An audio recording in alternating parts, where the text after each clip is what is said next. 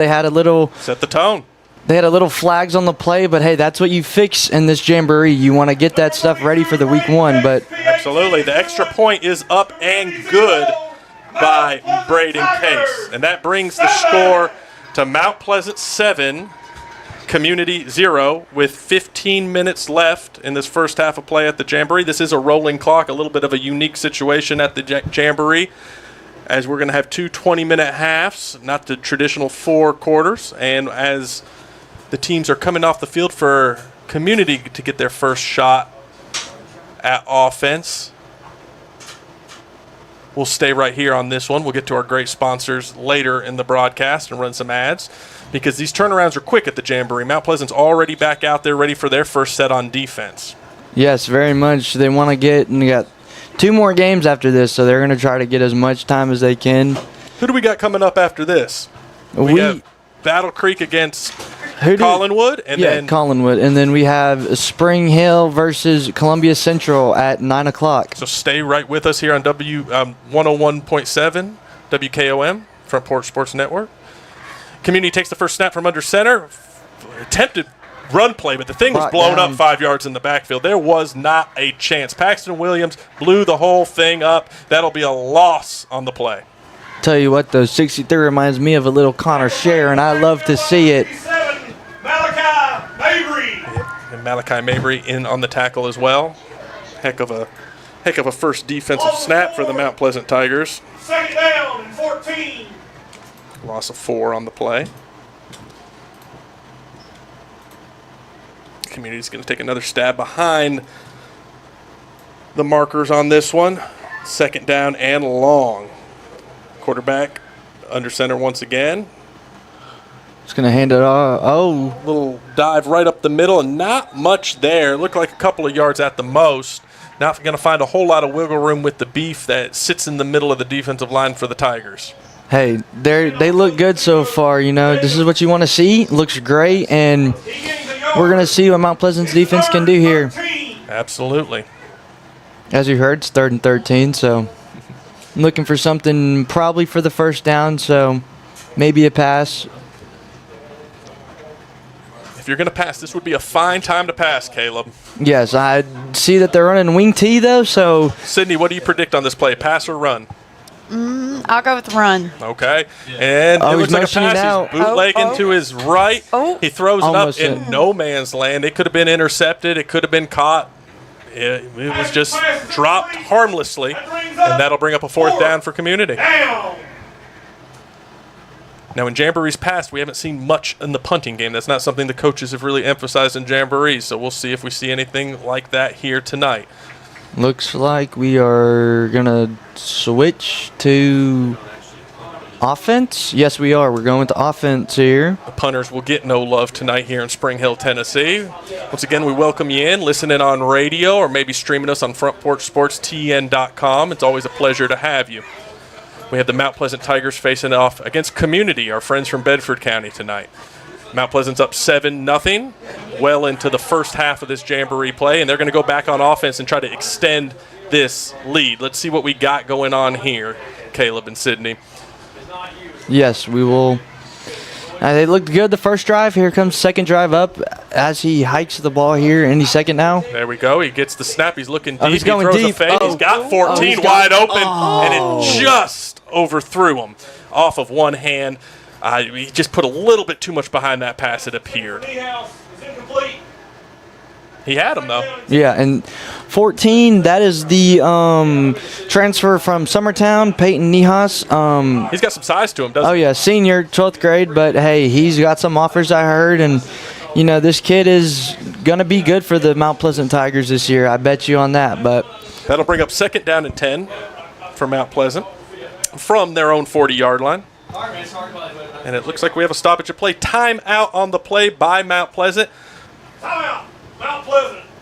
And we'll stay right here as we are really going to enjoy our time on the air tonight with you as Mount Pleasant plays Community. What have you noticed so far in this Jamboree? What kind of intensity do you see out there, Caleb? I see Mount Pleasant, you know, this is what they've been doing all summer. They, on the sideline right now, they look very, It's very hot out here. It is. That's something we haven't talked about either. Oh, yeah. It's Sydney, how hot is it out there? I'd say about 11 degrees. Okay, yeah. It's point being that it's toasty. yes, Yeah, very. yeah. You see them getting hydrated, but hey, they look good. But What is 11 degrees, Miss yeah, Sydney? what is Yeah, that? explain that to us in high school senior terms. Is it cold, hot, warm? It's like hot. Okay, just Very, very hot. Yes, I agree. It was a warm day, and we thank that everybody who has come out here tonight. We have a good crowd in Spring Hill, Tennessee this evening. The bleachers are full on both sides, and everybody's ready for some Friday night football. Oh yeah, I see some Battle Creek fans getting ready for their game, but yeah, and I've seen some Central people that hey, they want to see some more football, so they're going to get here early and watch Mountain Pleasant play. Man, we got a second down snap and a little pop pass with the number 22 he's coming running. over the middle. He's going. Oh, He's weaving in. He's weaving out. He's Let going me every tell which you, way. he He was is down to the 37-yard line of Community. A large pickup, That's enough. over 20 yards. Tigers. He was pushing them away. He was not stopping. as you heard, first down, but here we Who do go. we got? 22 for the Tigers. That Sydney. is Carter Dunn. Mr. Carter Dunn spent a lot of time on defense last year. It's good to see him incorporated in the offense by head coach Kit Hartsfield. Well, okay, we got a brand new set of downs for the Mount Pleasant Tigers. Quarterback in shotgun, flanked right by a running back. He's rolling out to his right. He's looking downfield. There's a flag on the play. He fires it downfield. Nothing there. Incomplete pass. But, like I said, flag on the play. And the head ref is indicating holding on the Tigers. This will back them up. You want to get this cleaned up. You want to get the flags. You know, this is what you're going to see in the Jamboree. This is exactly right, Caleb. You do have to see this. I mean, this is the time to clean it up. Yeah, I mean, there's going to be some on probably every team tonight, but, you know, I mean, they've looked good, and, you know, just got to get those mistakes ready for week one. But right now they look good, so. This is the time to wash out the mistakes yeah. and cleanse the palate and get ready for week one against Battle Creek. So, second down, long to go. Mount Pleasant up 7-0, 9.5 minutes left. Shotgun snap. It looks like a inside handoff to J.P. Easterling, who picks up, we'll say 6 or 7 yards on that play. A little bit of running room, helped up by his community brethren on the football field out there. Good sportsmanship. We love to see it. And that'll bring up third down and long. And as you heard Sydney say, number 23 is on the field, and that is Who is number 23? Fill us That is in. Braden Parrish. What grade is he in, Sydney? He's a junior this year. Awesome. We know Braden. He's been a starter since he was, I'm pretty sure, a freshman. look at that. She knows ball. Yeah, he is logged in his time. So he's a feisty little running back, powerful, waist down. Shotgun snap. He's looking downfield on this second and long. He throws it way downfield. Oh, he's Jumping got it, jump but ball there- catch. It was a 50-50 ball, but it did fall incomplete. Slipped He right had out of his his hands on it. hands. He had his hands on it way down inside the 10-yard line. It fell incomplete. Third down. Tell you what, though, that would have been poetic if he caught that. We had that on camera and everything. But hey, We'll get just it. We'll get it. Couldn't grab it. But hey, you know, It's probably because he's sweating. It's Well, hot out there. it is hot His out hands there. are probably sweaty. Well, that brings that's why up he's got gloves. That brings up a good point of how the sweat plays a role in this game. You got to keep everybody hydrated. And we want to give a shout out to the Mount Pleasant coaching staff, head coach Kit Hartsfield, assistant coaches Christian Brewer, James Fischel, Coach Holcomb, Coach Johnson, more. Plenty more we'll get to. We got a third and long for Mount Pleasant right here. Another shotgun snap. Some motion there. He's looking downfield once again. He steps up in the pocket. He throws it deep. He's got 21 in the end zone. Overthrows him. Hey, Jamboree time, but hey, we like to see them passing the ball. I mean, they're showing what they want to do, and hopefully they do this during the season because, hey, we all love to see passes, and we Absolutely. He had some separation there, too. very much so. So the way that these jamborees go, like we said, the punters don't get much love. This is usually when community would take over on down. It is fourth down, so I mean, community just kind of forfeited their fourth down earlier, it appeared. But Mount Pleasant is going to line up and take a shot here. Yeah, they just, when community had it, they punted the ball, but without the punter, they just set it on, I think, like. Absolutely. Shotgun snap going downfield once again. 14's wide open. Wide open in the goal Oh, line. and there he Caught. is. Touchdown. ready. That's a Tiger touchdown. Even got a dap up from a community player. House call. I didn't see it, but hey, that is the newbie on that right there. The two. Yeah, Peyton Niehaus, the 5'11 senior transfer in. Boy, he's got some size. He got downfield, got that separation, and this time quarterback put it right on the money, hit his hands for 6. Tell you what, that DB on Community, he left all of what he had on the bus on that play right there. A little toasty on that one. Got it, and he's going, and boom, it's good. Look at that. Extra point, up, and good. So that brings the score to Mount Pleasant Tigers 14, Communities 0. And we're going right back, and Tigers are going right back on defense right now. As you hear the PA announcer screaming into my immediate right, which is, we appreciate the enthusiasm. And looks like the Mount Pleasant is going to reload here and get the defense on the field. We'd love to have some time for our sponsors. It's awfully tricky in these fast-paced jamborees, but we'll get to them. We also have a great interview with head coach Kit Hartsfield that Mount Pleasant senior and correspondent here Sydney Berry conducted this week, and we'll get to that here in the interlude between halves. The rest of the coaching staff for Mount Pleasant, Coach Hayden Lovely, Isaac Marlowe, Ned Rich, Bo Shelton, and Big John Williams, and we appreciate all of them spending all their time and energy coaching up these young men. So first down for Community, a little handoff right off the right side, but yep, Caleb was right. Nothing there. Hey, this Tigers defense looks really good. Hey, I like to see that. We all love to see that.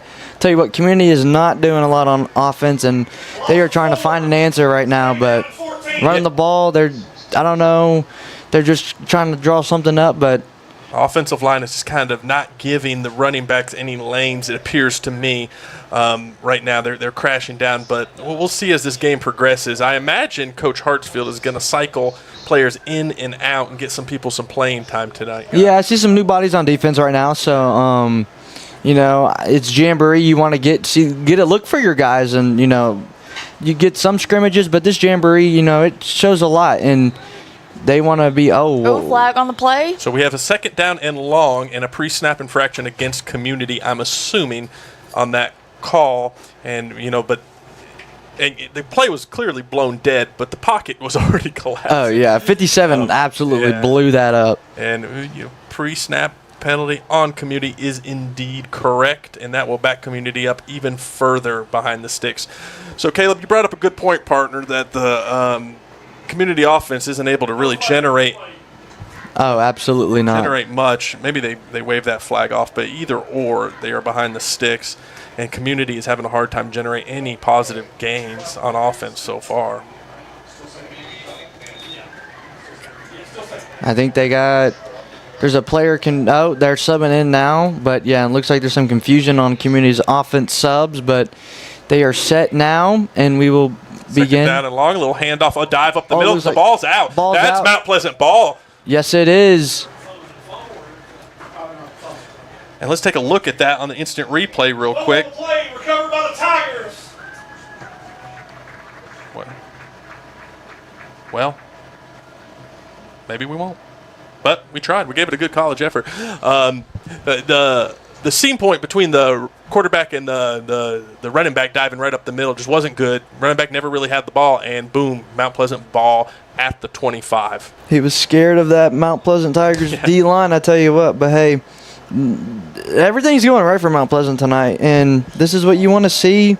So this is great, and here we go with Mount Pleasant Tigers offense back on the field. Up 14-0, 2.5 minutes left in the first half of Jamboree play. Mount Pleasant, first down, shotgun snap, handoff to Braden Parrish up the middle. Nothing doing there. Community did a good job collapsing the pocket, and at this time we'd like to welcome all our listeners on 103.7 as well as 101.7, and everybody listening in the southern Middle Tennessee region or wherever you might be listening. I'll say it again. You can stream us live on FrontPorchSportsTN.com or on Facebook at Front Porch Sports Network. Maybe you're a Twitter person. Get on Twitter, Twitch, we're YouTube, we're everywhere. So tell your friends about us. Stream high school football throughout the year. Me, Caleb, and Sydney will be broadcasting Mount Pleasant games, and we'd love to have you join us. Yes, we would. And second down, shotgun snap, off right tackle, fumble, ball is loose, and Community falls on it. We got that on camera. We got that exactly on camera right there. The fumble happened. Excellent. Camera work by the crew up here at the press box in Spring Hill, Tennessee. Not the best ball security by Mount Pleasant offense. I believe that was Braden Parrish who played a little hot potato with the ball, and Community jumped on it. So that breathes life into this Community team who is struggling. Mount Pleasant still up 14-0. Only a minute and a half left in the first period of play, and this will give Community an opportunity to shave off a few of those points that Mount Pleasant has up on them. I would like to mention we do have a freshman out on the field, Jakai Amos, and to be a freshman starting, that's pretty impressive. Absolutely, and we got a first down run. He punches it out to the right side for a little bit, and he's tackled for only a minimal gain. No gain on the play. Second down. And that's going to bring up 2nd down and 10 for this Community team, which it looks like they're almost content just to go into the locker room. There's not much, well, there's not going to go in the locker room tonight, mind you, but there's not much urgency with only 45 seconds left in this first half of play. Hey, that center, he's ready. And they're gonna draw one play up probably. I would probably think this is going to be the last play, a half for them. So let's see if they air it out some, because they've been content to keep it on the ground for the most part. And quarterback drops back to pass. He finds nobody open. He throws it, and there's just nobody there. He rolled out to his left, couldn't find anything. That more than likely will kill this period of play, as Mount Pleasant has been staunch on defense and not given up much of anything. The total yardage for Community is minimal at best. Yeah, he's going to put his offense for Community over at the sideline, and this looks like it's going to go to half. Okay, so we're going to take a quick break at this time. We won't be gone for long, and you're going to hear some ads from our sponsors, and we will rejoin you shortly.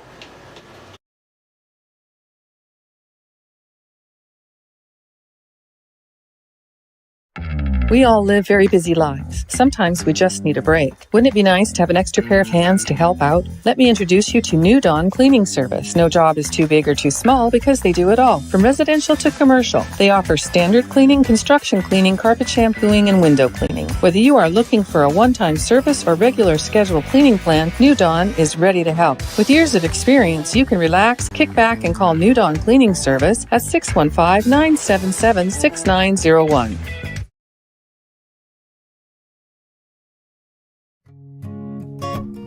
Hey, this is Trip Stoltz, owner of Columbia Ace Hardware. We are excited to announce that we have completely remodeled our store. We have expanded our selection in many brands including Milwaukee, Steel, and Big Green Egg. We have new inventory arriving daily, so come see the changes for yourself at 112 East James Campbell Boulevard, Columbia, Tennessee. Ace is the place with the helpful hardware, folks.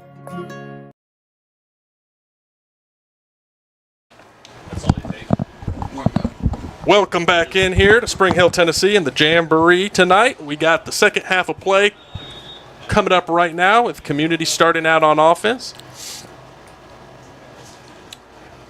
That intermission was brief. Heard from a few of our sponsors tonight. We're happy to have them on board here. First down and 10 for Community under center. He's going to a little double handoff back up the middle by number 8. He makes a few people miss, and that's probably the largest gain for Community this evening, and that is a 6 to 7 yard gain on first down. Some positive yardage to start off this second half for Community, and they needed it. We're seeing that right there on our instant replay. Picks up 7 yards.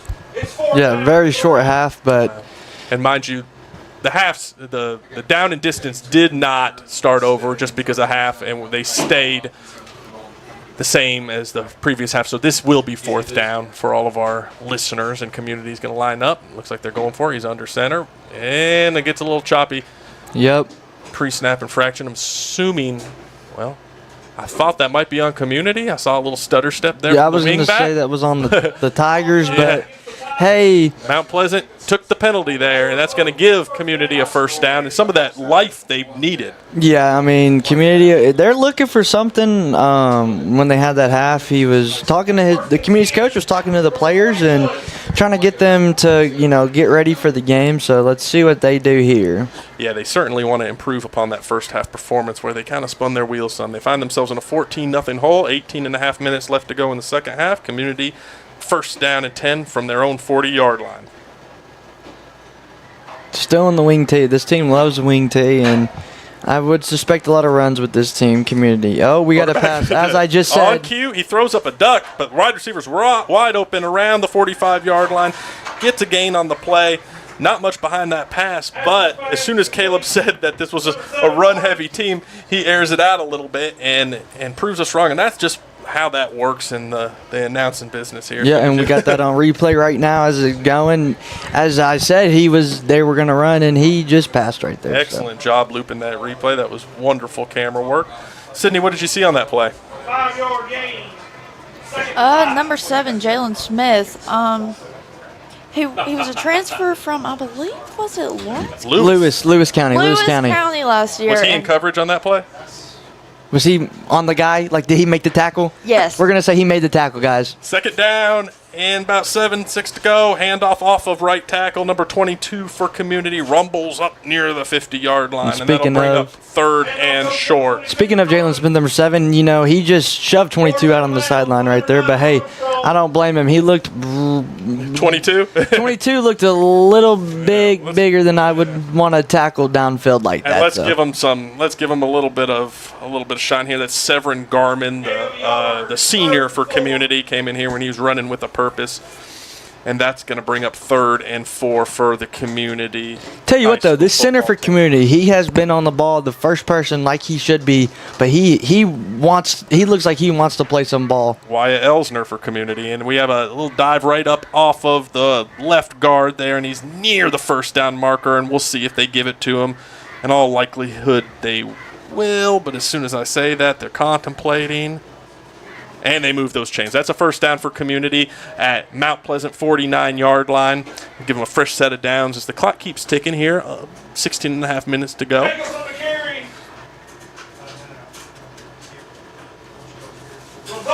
Mount Pleasant cycling some players on and off. We like to see it, as Sydney highlighted a little bit earlier. Our senior Jalen Smith is out there at corner, playing alongside number 2, Ja'Kai Amos, freshman, as she highlighted earlier. So intelligently, we got a double handoff on first down back to the right side, and there's nothing going there. Nazir Carter, the Mount Pleasant junior, is right there to stop it in its tracks. Great play by Nazir. Always is with him. Yep, he's a player. We're glad to see him back. He did have a significant injury at Summertown last year. He recovered, focused on his academics in the meantime. And he looks dominant out there. I mean, I knew him when he went to E.A. Cox and they won the championship at the middle school, and he was, they wanted him to go to Central, but he chose Mount Pleasant, and hey, it looks like a good choice for him. We got second down and 11 coming up for Community right at midfield. The handoff is the snap is botched. The ball is just back 12, 13 yards. We got a dog pile. We got Butterfingers out here tonight. All right, let's go. Who's on it? The Community 37-yard line. We have a dog pile for the ball. It was kicked back, batted back. No one could get control of it, and I believe Community landed on it, and they did. That'll bring up third down and Pulaski from the 37-yard line. Mount Pleasant sure had the opportunity to hop on that ball, and it just didn't work out. Oh, yes, and now they're going to go on the D-line. They're going to put in Mini Connor Scher, as we like to call him. Our friend Paxton Williams, sophomore from Mount Pleasant. Number 63, yes, he is on middle of that D-line now. He's going to be in that nose tackle right now. And Sydney, how would you go about jumping on that ball there when it's being batted around and no one's getting it? How would you go about doing that? I don't think I'd be on the field in the first place because I'm so scared. That's a good Looks call. like we got a timeout by Community here. So we're going to hear a few words from our sponsors in this brief timeout, and we'll be back in a bit.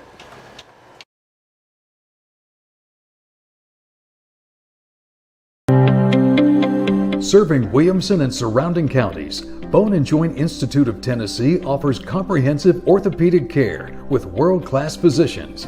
Our practice provides high-tech care with a hometown touch. We offer physician clinics, physical and occupational therapy, advanced imaging, and surgical services including interventional procedures. We are Bone and Joint Institute of Tennessee, high-tech care with a hometown touch.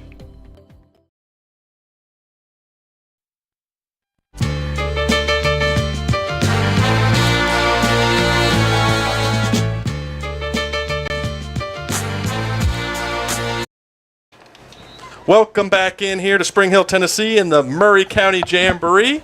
Seth Campbell calling the game tonight, joined by the great Caleb King and Mount Pleasant High School senior Sydney Berry. What's up? We'd love to have y'all with us.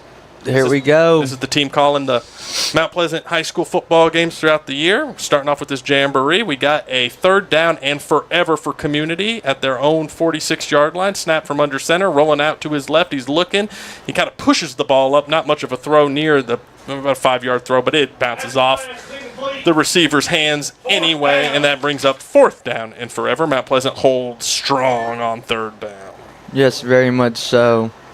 Hey, Community passed the ball a little bit, but wing T, I'm not a big fan of it. People might be, but I don't see anything in it. But hey, it's kind of like a fight in a phone booth. If you need to pick up a yard or two, you can push some people off the ball. But if you're looking to pick up 25 yards for a first down, it's hard. Yeah, I mean, Summertown last year, they did wing T. I mean, they did wing T pretty good, but you know, there's advantages to wing T, but there's a lot of disadvantages to it, and but now Mount Pleasant will go on offense here, ladies and gentlemen, and we will get this. And we got first down and 10 for Mount Pleasant Tiger offense. We got about 13 and a half minutes left to go here. Mount Pleasant still holding strong with a 2-touchdown lead.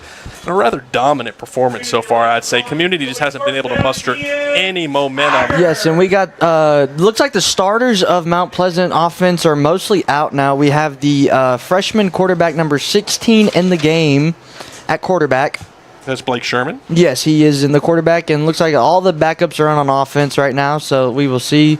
We get a handoff right up the middle on first down, and Braden Parrish bounces it out left. He rumbles up near the 40-yard line. Looks like they're going to give him the 41-yard line. Significant gain, 11, 12-yard gain on the play by Mr. Parrish. First down, Tigers. Yes, they are. Community looks like they're keeping most of their starters in, but I mean, I don't blame them. But Mount Pleasant, they are, they like we said, they are gonna put in some new bodies and rotate. Like, this is a new look for them, and they want to see what they got with these guys. First down and 10, Mount Pleasant Tigers, 45-yard line. Sherman in the gun, hands it off. Nothing there. They just stopped it immediately. Community was in the backfield upon the ball being handed off, and a loss on the play. Yes, and you know, like Alexander Armstrong as the running back on that, if I can read numbers correctly. Yeah, number 9 on that. Yes, sir, yes, Mr. Armstrong. I'm going to give the roster back to Miss Sydney Berry, so she helps us out with identifying her cohorts there at the high school level. Thank you for being here tonight, Sydney. Thank you for being here. It's a word. Okay. A little long for you? I've never heard it. Okay. We're learning tonight. We got a handoff off a left tackle. Looks like he'll pick up about 2 or 3 there. Let me just tell you, Braxton Williams is just getting tossed around like a rag doll out there. All right, yes, as she said. He just pops right back up, though. That's what you got to do. You got to be tough. So we're going to have a third down and 9 for Mount Pleasant High School. I know this is a freshman in the game, as quarterback, like we said, 16. But, hey, I want to see a ball thrown. I want to see a ball being thrown. And I know, you know, he's handing it off. But, hey, it's Jamboree. Let's have some fun. And I think that we will get a pass here. Let's see if Coach Holcomb, the offensive coordinator for the Mount Pleasant Tigers, dials up a pass play here for Caleb. So we're going to have third down and long out of shotgun. He's going to pass, rolling off left. He finds number 21 in the flat, wide open, but Community surrounds quickly. Oh, he's running, stumbling. Oh, and he gets... He was fighting for yardage, but there just was not much there, and he eventually gets lassoed down. And where are they going to stop forward progress at? Either way, nowhere near the first down marker. That is Junior Nelson, coincidentally a junior. Awesome, awesome. And we're going to have... What is this going to bring up? Fourth down and 10 for the Mount Pleasant Tigers. So this offensive possession, not exactly firing the ball downfield or moving it, but the Tigers were able to do that with their starters. Oh, yes. And looks like we have an injury on community number 4. Been watching him the whole time, and we're going to cut right now. We're going to go to break, and we'll be right back.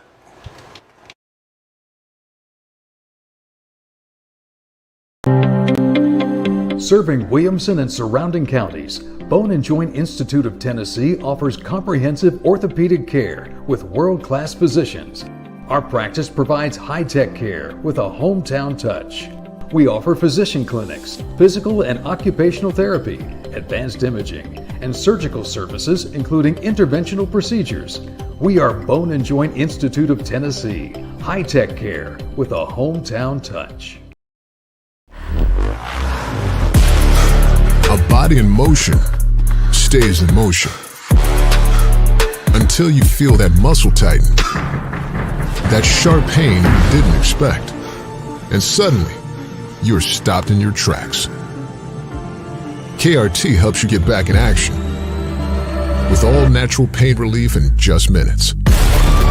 Don't get sidelined by muscle cramps. Stay in the game with KRT.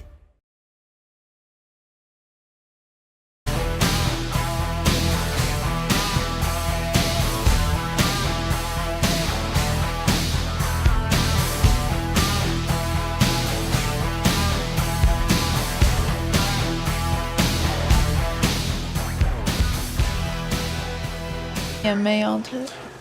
And Sydney Berry welcomes you back here on Jamboree night here in Murray County. We're at Spring Hill High School in the first of a 3-game slate tonight. We got Mount Pleasant Tigers against Community Vikings, I believe, and Mount Pleasant finds themselves up 14-0 inside 10 minutes in this second half. Yep, timeout. And as soon as we come back from break, we hear we get word of another timeout.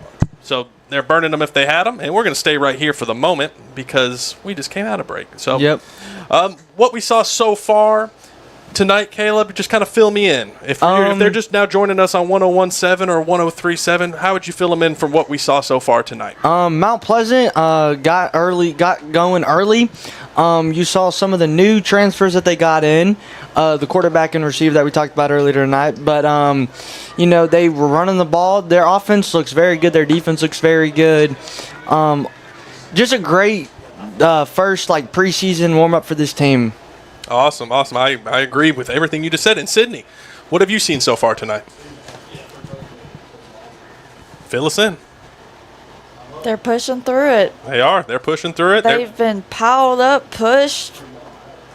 Well, they have done Back subs. down on the ground, but they're still going strong. Playing some football. And as you see, Battle Creek, the next game up, their roster's coming up behind Community. We got Community on first down with a handoff, and it looks like the transition was not very good. Fumble on the play, pounced on by number 55 for Mount Pleasant, I believe. I'm not seeing a sign from the officials, but it was indeed a fumble. Recovered by 55 for Mount Pleasant, and that'll bring the Mount Pleasant offense back on the field. That is freshman Caleb Hurth.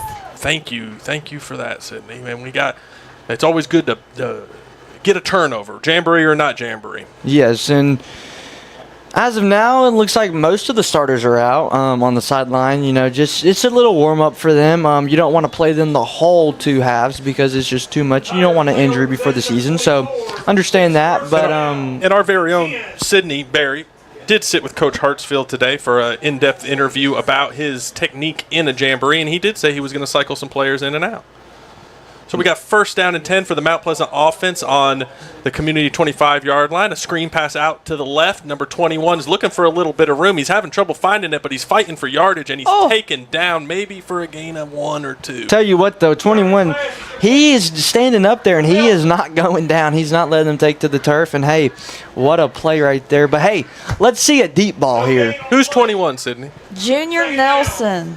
Yes, and he had a little bit of fight to him. There wasn't much room there on the screen pass, but I like the throw, sharp throw out in the flat. Try to find a little room. Nothing doing, but this is where you iron out the wrinkles. Yes, and hey, I'm a big fan of the deep ball, and I want to see one from the freshmen here. So let's see what they're gonna call up. Second and 10, and we got a flag. antsy on the right end of the line there. Number 32 appeared to have jumped a little early, and that's okay. This is where we're going to work out those issues, and that's going to back the Tigers up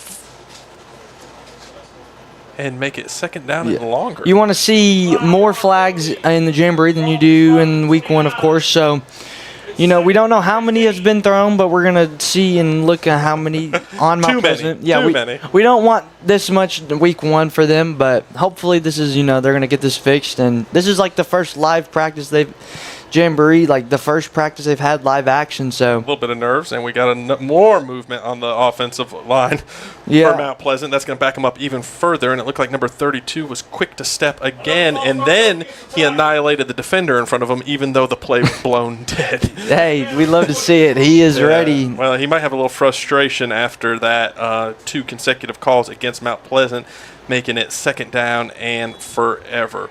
So we welcome everyone in here joining us tonight on 101.7 WKOM and sister station 103.7 WKRM. It's always a joy to be on either of those stations. Mount Pleasant Tigers against the Community Vikings here on the Jamboree night in Murray County. First of 3 games scheduled for the evening. We got a shotgun snap on 2nd and long.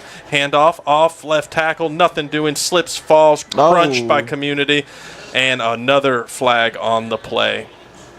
And it's going to be holding against Mount Pleasant, which is the 3rd consecutive penalty against Mount Pleasant, and we're backing up even further. Mount Pleasant's headed in the wrong direction, Caleb. Oh, very much so. I mean, they're just Jamboree, but hey, they're going the wrong way, so hopefully they can get something going. But now, these games don't count in the win and loss column, but they do give you a look at what you got. And now next week against Battle Creek will be week 1 for Mount Pleasant. We're going to be back up this way, I believe, in the northern end of beautiful Murray County for that game.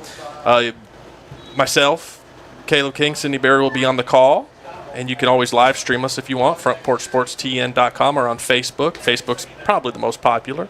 I do that myself.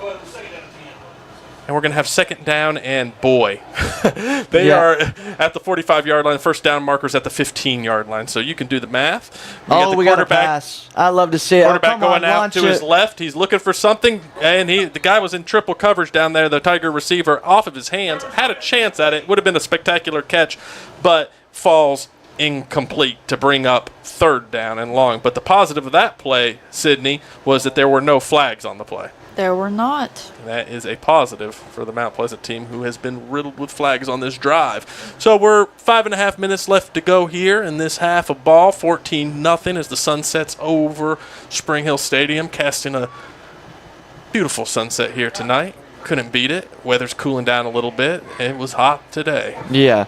Mount Pleasant, most of their JV team is in now, but hey, they looked good, and, just get these kids some reps. Absolutely. If you need them in during the season, it's a good thing for them to learn. So 3rd down and forever. Snap a little bit low. Handoff right up the middle. A couple of twists, a couple of spins, and down he goes to the line of scrimmage. And another flag on the play. Looks like a face mask this time. Face mask against Community. So that will help bail out this Tiger offense that was skating backwards, but Tigers clad in all red tonight with that beautiful white helmet embossed with the MP on it. Wonderful look for this Tiger team and Community with the purple and gold and white jerseys on gold pants, purple helmet. Also a sharp look for our friends from Bedford County coming down here. Oh, yeah. Here, this is a good game. Mount Pleasant is looking, their JV team or, just backups are looking good. So Yeah. And Mount Pleasant's driving from right to left on your radio dial if you're listening to us on one of our wonderful stations. And let's see if we can get this ball moving a little bit. Now, we got 3rd down and doable now. It's not so much in the forever category. Shotgun snap, quarterback rolling out to his left. He's looking downfield. He pumps, nothing there, and it looks like he'll be taken down for a 6 to 7 yard loss by Community. A couple slaps on the helmet, some sportsmanship out there. That'll bring up 4th down and long. Yes, very much so. But hey, Community, I do see a lot of starters that have been playing on defense, and looks like Community's coach has kept them in since the first half. So, this is, a lot of backups on Mount Pleasant versus a lot of starters on Community. So, That's how you get better, though. That's good for Mount Pleasant. Community, they're just going to keep their guys in and see what they have. But, yes, Mount Pleasant, they're getting what they want. So, Yeah, this is how you get better. Iron sharpens iron, so you get the young guys out there, get them some game reps, although it be the Jamboree. And we get some starters sprinkled out there. I still see big Paxton Williams. Yep. Snapping the ball, working on his craft. We got false start on Mount Pleasant. That was but hey, they're learning. They're just a little fidgety. They're just a little nervous. They're excited, right? They've been practicing for so long at this, and now they get some game time. And sometimes you got to hold your water. As They just Coach want Ned the, they Rich just would want the say. first week to be here already, and it's not. But we got the Jamboree, and these kids. I mean, hey, you want to see it in the Jamboree. You want to see them get excited for it, and that's not in week 1, but Jamboree, we do want to see it. We're back down to 4th and forever. Quarterback snaps, throws it, no man's land, nothing there. But there is another flag on the play, which has been a common theme on this drive. That is a pre-snap infraction on the Mount Pleasant Tigers. I believe someone just got a little happy. Again, move them feet. That's going to happen. Love to have you in with us as we tick the clock down below 2 minutes in the second half of Jamboree play tonight, the first of 3 games. Coming up next, you have Battle Creek versus Collinwood, and we'll have a great set of announcers here to call that game for you. Yep, and looks Our like friends Tracy and Drake will be on the call. They'll take our place. looks like we got a timeout here, or no switch. Yeah. Who knows? But we're going to go to break for a quick second, and you'll hear from some of our sponsors.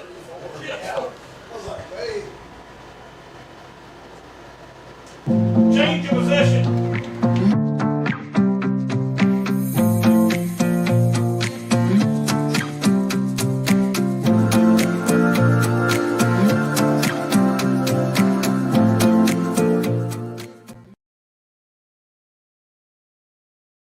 I didn't even notice. All right, we are And back. we're back. And Caleb welcomes you this time. Yeah, I know. Yes. We're just taking our turns around robin. Sydney got you last time. This is Seth Campbell here for Front Porch Sports Network.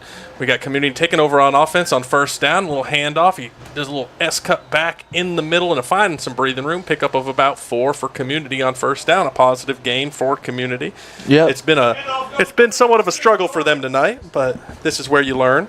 It looks like Community is not in a rush to get as much plays as they want. Some coaches want to get as much as plays as they can during the Jamboree, but it looks like Community's coach is just going to let the clock keep going and get as least amount of plays as he possibly can. Interesting Number 4 indeed. is back in from recovering from a little. Bit of an injury. Yeah, it looks like he was on defense earlier after that, but it looks like he's all good and back and ready, so love to see it. Community on second down. Another run up the middle. Oh, big Mobbed pile. by a whole gang of Tigers. And you want to see that, and it looks like a lot of backups on defense as well from Mount Pleasant, but their defense, that's good. None of these kids are scared of contact, and you want to see them all go to the guy with the ball and tackle him. So there's multiple ways to watch us tonight. You could be on frontporchsportstn.com or YouTube. We're on there, Front Porch Sports Network. Please tune in. We got 2 other great games coming up as Community runs the ball up the middle for third down. That'll give them a first down as the clock ticks under 1 minute here in the second half of play. And you could always turn it on that radio to 101.7 or 103.7 and listen to us tonight. So as we go with less than half a minute left tonight for the Mount Pleasant Tigers, they dominated 14-0. Looks like it'll be the final score. Any big takeaways, Caleb? Any big takeaways, Sydney? The offense looks really good for Mount Pleasant. Really excited to see the deep ball in the regular season with the new newbies on the team. But, yeah, other than that, great for Mount Pleasant. What do you think, Sydney? We've seen a great variety of players. And they just collided into each We're other. going to leave that one alone for sure as this game wraps up. But what were you saying, Sydney? We've seen a great variety tonight from our boys, and all's good. Still 14-0. It's looking, they're just fighting out there. Yep, and we'll get And here we are at the end. So that was a I won't even say pretty good. That was a darn good performance by Mount Pleasant Tigers on this Jamboree night. And we thank the cheerleaders, too, for coming out and supporting the football team. Oh, yeah, they were out here in full force, prepping this full crowd. Bleachers Yes, they were filling out up here. They were out here first before the football team. So, hey, give them credit. They've been out here almost probably an hour before a game. So that hot summer sun beating down, too. Yes. So as we are wrapping up tonight, we got about 10 minutes before Battle Creek versus Collinwood starts off. These bleachers are filling up as the sun sets. Both teams, as you can see on our live stream, whether you're watching on YouTube or Facebook or Twitter, are dapping it up in the middle of the field, and they'll go learn from this performance. So I'm signing off. This is Seth Campbell for Front Porch Sports Network, for Caleb King, for Sydney Berry. We thank you for joining us tonight, and we will see you next week at Battle Creek as the Mount Pleasant Tigers take the fight to Battle Creek next Friday night at 7 p.m., and we hope you join us. Once again, for Sydney Berry, Caleb King, this is Seth Campbell signing off. Have a good night. See y'all later. Goodbye.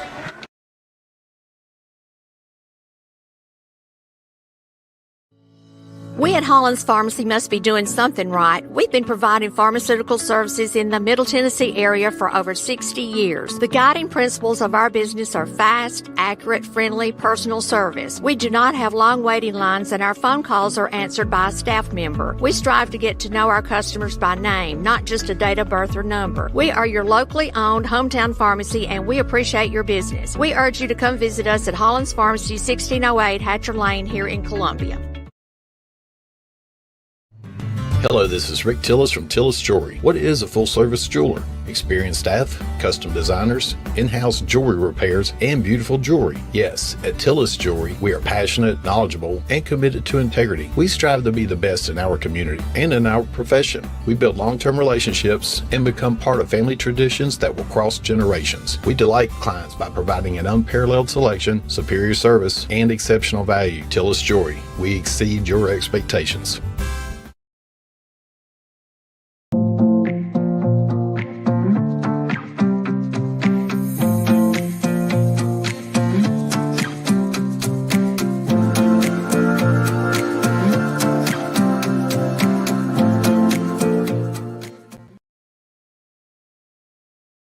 Hi, I'm Robert Rogers at Parks Motor Sales Buick GMC. And I'm Michael Parks Lawrence at Parks Motor Sales Buick GMC. Together, we're Mr. Bobby Parks' grandsons, and we run his dealership, and we are glad to be part of our local community. Being family owned and operated, we invest heavily in our community. We do things like sports teams, schools, bands, you name it. We try to help everybody we can. The reason why we do this is because we all love this community. So come do business with us, your neighbors, at Parks Motor Sales in Columbia, Tennessee, right off Nashville Highway, or at parksmotorsales.com.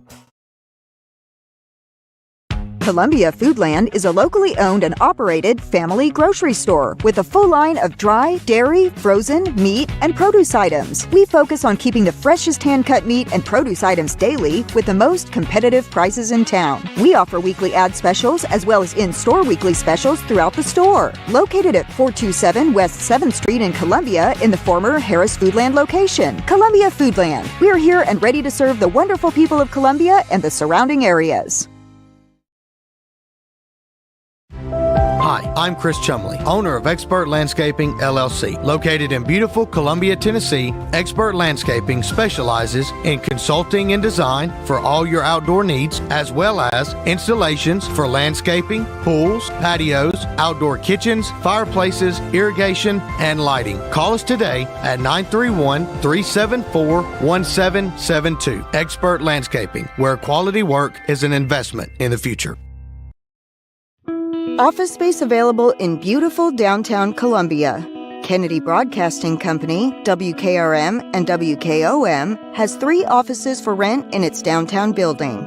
Each office is approximately 18 by 18, and each includes a closet-type storage area. Included are utilities, Wi-Fi, and communal break area. Contact Station Manager Clayton Harris at 931-626-3131.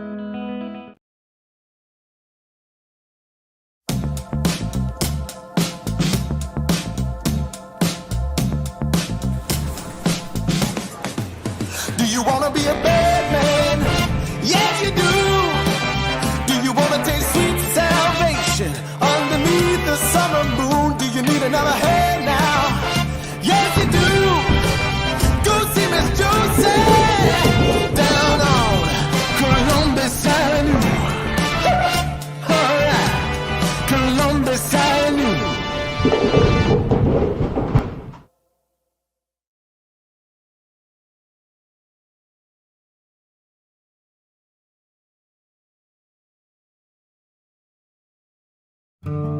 Hi, I'm Matt Perales, manager of Murray County Equipment. We help you with all your agriculture and construction equipment needs. We carry a full line of New Holland tractors from compacts to high horsepower. We have a full line of gravely mowing equipment. We also have New Holland construction equipment, attachments, and accessories for your tractors and a complete parts department. We are locally owned and operated. Come see us at 1075 North James Campbell Boulevard or learn about us on Facebook or contact us at 931-490-8183.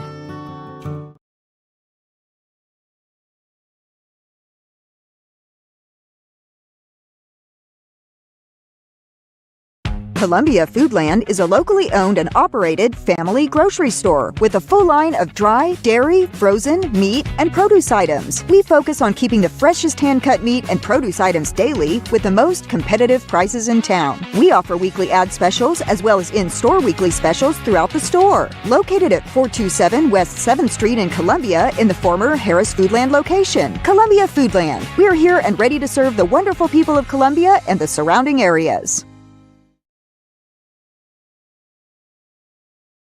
Hi, I'm Chris Chumley, owner of Expert Landscaping LLC. Located in beautiful Columbia, Tennessee, Expert Landscaping specializes in consulting and design for all your outdoor needs, as well as installations for landscaping, pools, patios, outdoor kitchens, fireplaces, irrigation, and lighting. Call us today at 931-374-1772. Expert Landscaping, where quality work is an investment in the future. Office space available in beautiful downtown Columbia. Kennedy Broadcasting Company, WKRM and WKOM, has 3 offices for rent in its downtown building. Each office is approximately 18 by 18, and each includes a closet-type storage area. Included are utilities, Wi-Fi, and communal break area. Contact Station Manager Clayton Harris at 931-626-3131.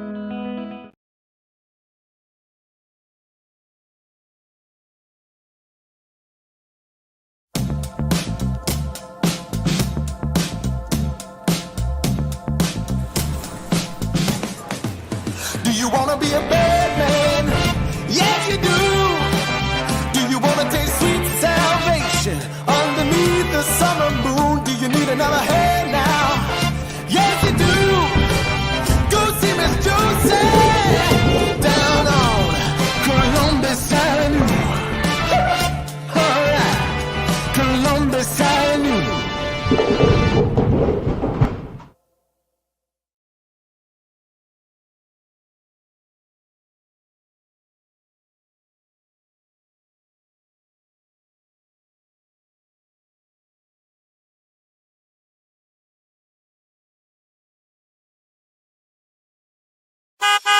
I'm Justin George. I'm Corey Muehlbauer. Together, we are Columbia Motor Company. Columbia Motor Company offers quality pre-owned vehicles at an affordable price, along with many financing options to keep you in your budget. We are veteran and locally owned. We are located just off of Carmack Boulevard in downtown Columbia. You can also follow us on Facebook and Instagram, or visit our website at columbiamotorcompany.com. If you want a different and enjoyable car buying experience, please give us the opportunity here at Columbia Motor Company.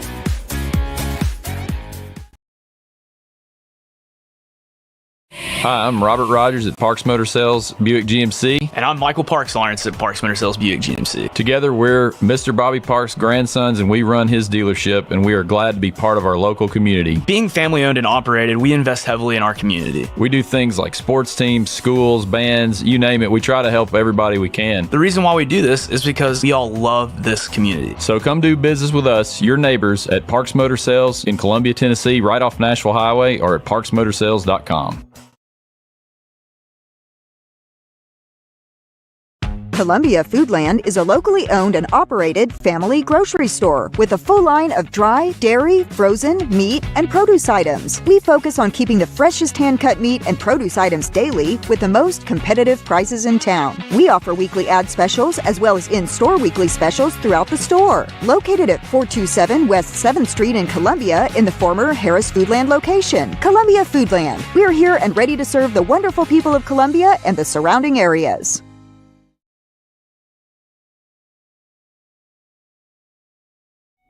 Hello, I'm Rick Whitley. And I'm Daniel Pollard from Jones & Lang Sporting Goods. We would like to take this opportunity to thank all of you for the many years of support. Since 1966, Jones & Lang has been locally owned and operated and supplying teams from T-ball to college. Stop by and see what we can do for you. We offer a wide variety of services from silk screening and embroidery to our custom trophy and awards department. We're open Monday through Friday, 8 to 5, and Saturday, 9 to noon. Remember, Jones & Lang Sporting Goods, the look of a winner.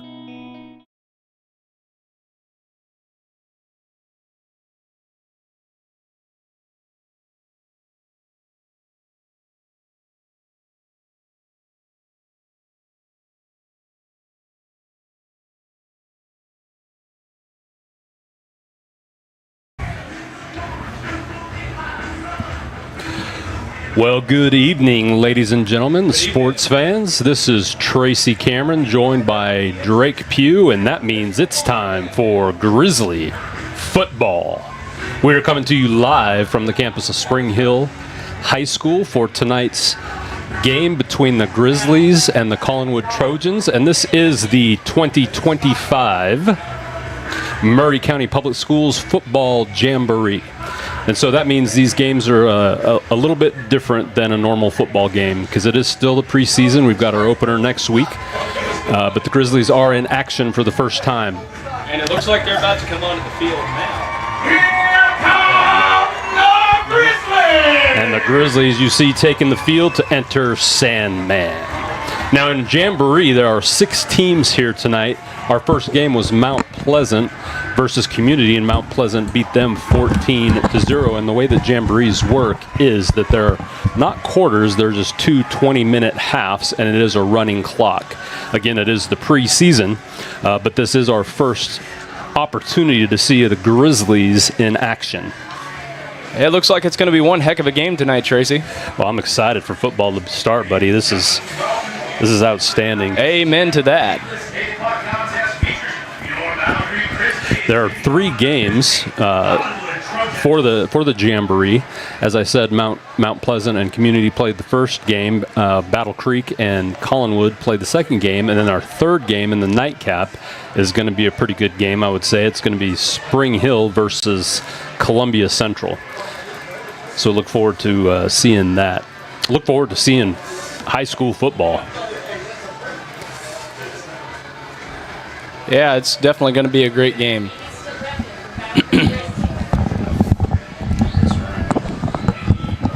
Folks, I'll tell you what, Mount Pleasant certainly had a great game right before us. They wiped it out of the park.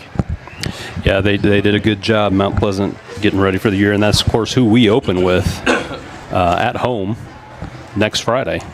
That's going to be one heck of a game. And so the coaches are out right now. Your Battle Creek Grizzlies are coached by Justin Burham. Assistant coaches Ryan Bridges, Jonathan Corner, Ben Daughtry, Darius Young, and Marquise Warfield. Our athletic trainer is Blake Daniels. Principal of Battle Creek is Mike Kennard. Assistant principals Julianne Teep, Lee Thomason, and Kevin Churko. Mike Kennard, I know him very well. Used to go to church with him. Great fella. Great fella. Well, again, this is Battle Creek's second year. We only have 3 classes now, freshmen, sophomores, and juniors. So looking forward to the future holds for Battle Creek as they're building a great program. Yeah, definitely going to be something. It looks like they're starting to disperse. Yeah, we've had our meeting at home field, and there won't be, again, Jamboree preseason game rules are a little different. There are not kickoffs, there are not punts, so whoever won the toss to begin will start, and the other team will start the second half from a period of time, but when at a certain yard line, they start at the 30. And then when it's time to punt, they just mark off yardage. There is no official punt. All right. So no special teams get to work on in the Jamboree in the preseason. And it looks like Collinwood is going to open with the ball, and your Battle Creek Grizzlies will start on defense. And here we go. Football is back. It's about time, isn't it? Let's see, looks like the quarterback for Collinwood is number 15, Bennett Rich. He's a junior. And there's the snap and a handoff rolling around the right. Uh-oh, we lost the hat on the play, no. on the tackle for one of our Grizzlies. He's going to have to come off for a play. But it looks like Collinwood gained a good 5 yards on that first run. So they will have it 2nd and 5 from their own 35. Well, looky there.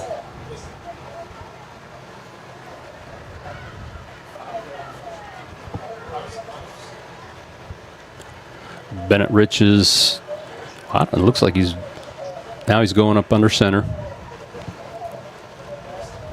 Man in motion, number 10 to the left, and it is a fake handoff, and he keeps it, rolls around the left side, and it looks like he's got enough. He's a gain of 6, and that will be a Collinwood first down as Rich fakes the dive, keeps it himself, and rolls around to the left for enough to gain the first. 2 plays and a first down, so Collinwood's starting pretty well. Absolutely.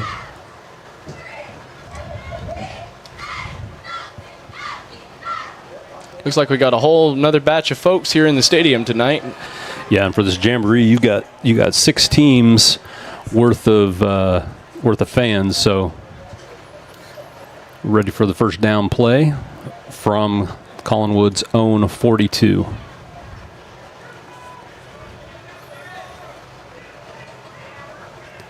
There's a snap, fake handoff, and he is brought down by number 2, Jackson Wells, with the sack. The first sack for the Grizzlies tonight, and that is going to be a loss of 7. Nowhere to go. The penetration got to him. He faked a handoff. He faked another handoff, and then he was brought down.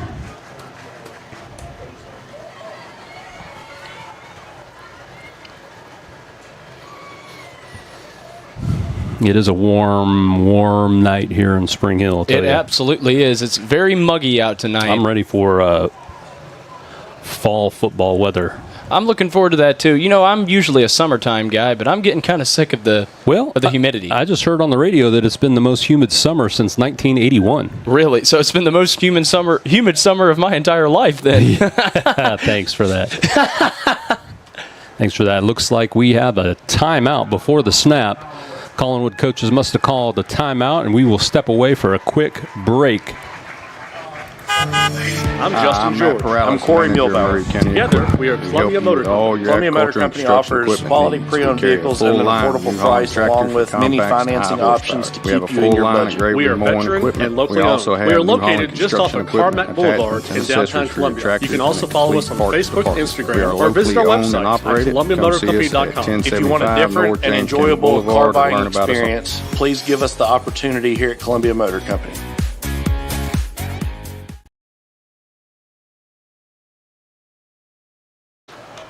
And we're back, folks. All right, folks, we're back. This is the Front Porch Sports Radio Network coming to you live from Spring Hill High School for the Jamboree. Jamboree is always fun. We had the middle school Jamboree a couple weeks ago. Now we got the high school Jamboree, which means the regular season is just around the corner. Coming out of this timeout now, Collinwood is in the shotgun. Uh-oh. Bennett Rich is in the shotgun. Number 8 is Ronnie Holt next to him. Snap, and the give is faked to Holt, and he keeps it and throws it to number 10, Gentry Hart, and Gentry Hart is ahead for a gain of about 7. Fake dive, quarterback keeper.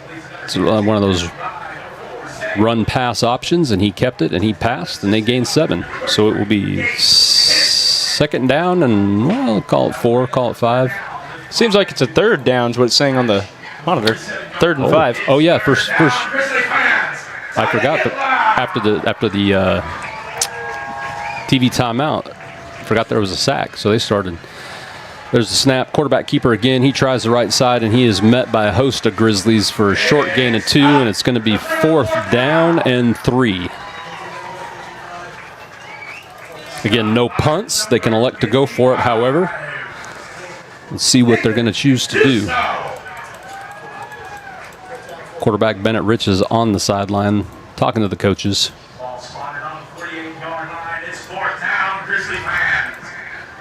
Time to get loud.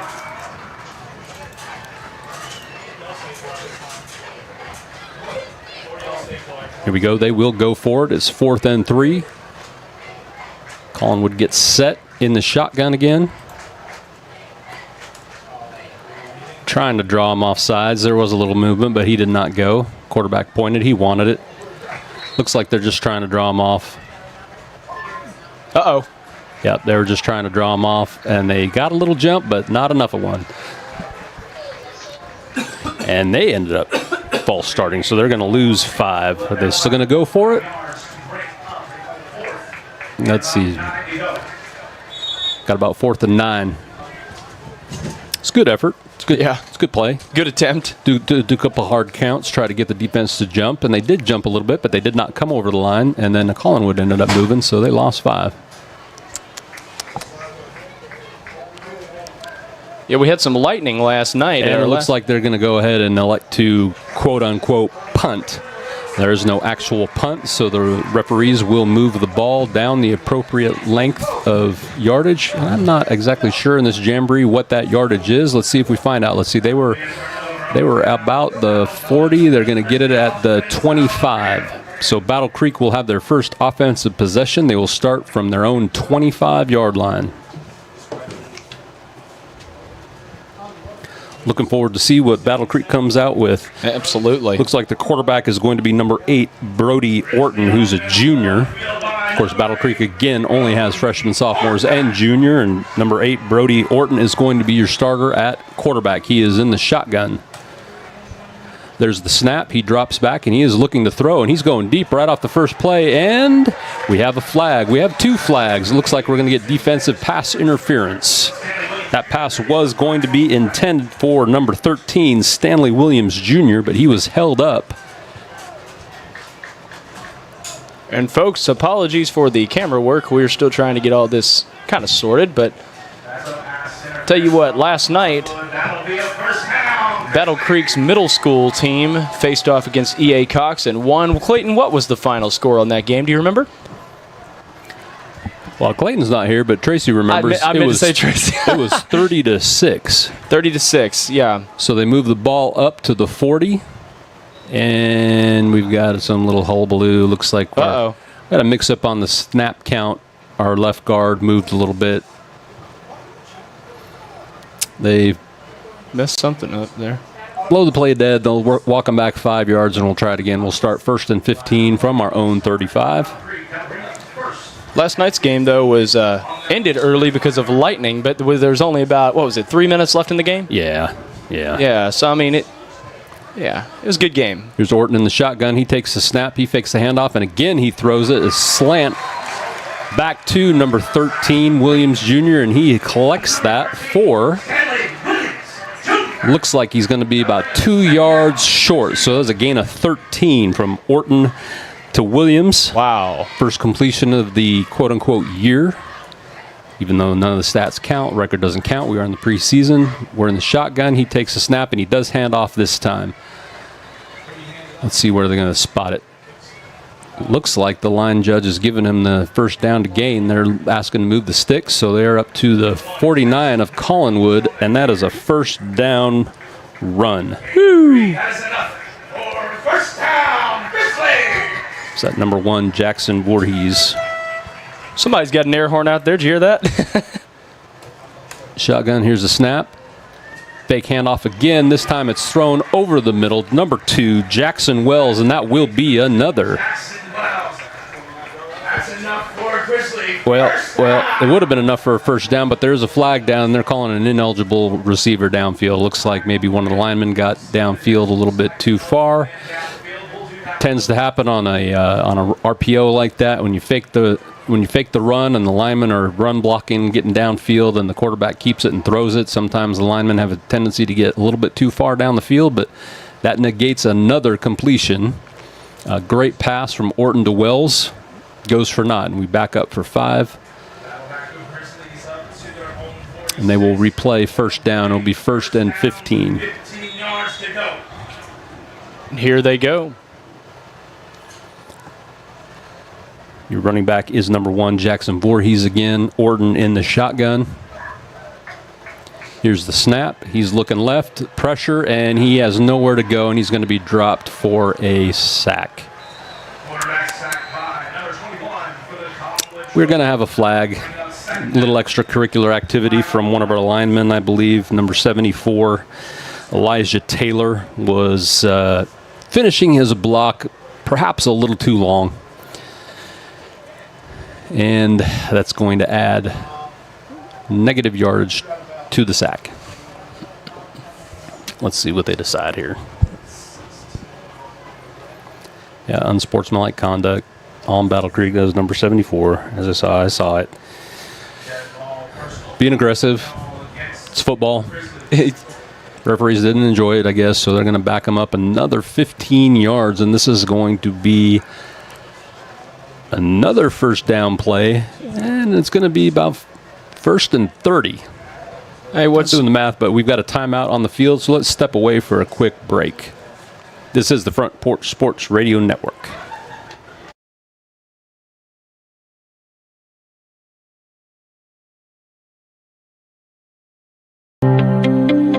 Serving Williamson and surrounding counties, Bone and Joint Institute of Tennessee offers comprehensive orthopedic care with world-class physicians.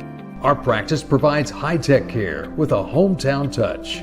We offer physician clinics, physical and occupational therapy, advanced imaging, and surgical services including interventional procedures. We are Bone and Joint Institute of Tennessee, high-tech care with a hometown touch. All right, folks, we are back. Front Porch Sports Radio Network and the host of networks on the radio. A couple different stations, YouTube, Twitch, Twitter, all the things. Front Porch Sports Radio's got them. WKRM, WKOM. We are back. It's 2nd and officially 33. Orton is in the shotgun. And he hands off up the middle to number 1. And we've got another flag down. Voorhees is drugged down by his jersey, but it doesn't look like it's going to count. We've got holding. Battle Creek's going to back up another 10. We're going to have... We're going to have 34 yards to go, 33 yards to go. It's a 3rd and 31. Looky there.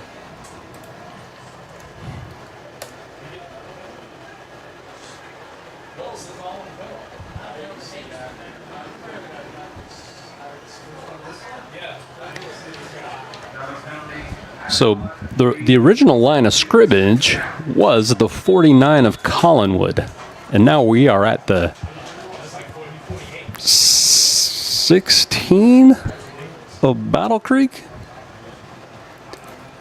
3rd and 48.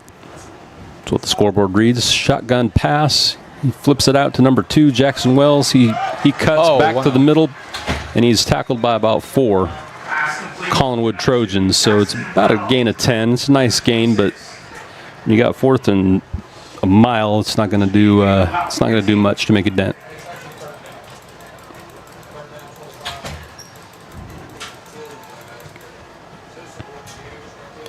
And it looks like Battle Creek's lining up to go for it here on. Maybe they'll have this one. Shotgun, Orton takes it. He drops back to pass. A swing pass out to the left to the running back, number 1, Jackson Voorhees. He makes a man miss. And there is another flag down on the play. Another positive gain. We'll see what happens.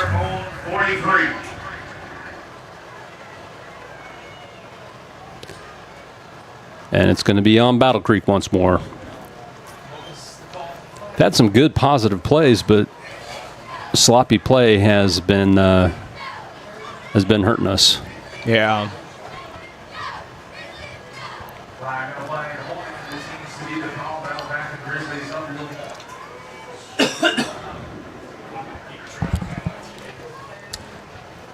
Again, the yard to gain for Battle Creek for a first down looks to be the 39 of Collinwood, and we are going to take this snap from the 21.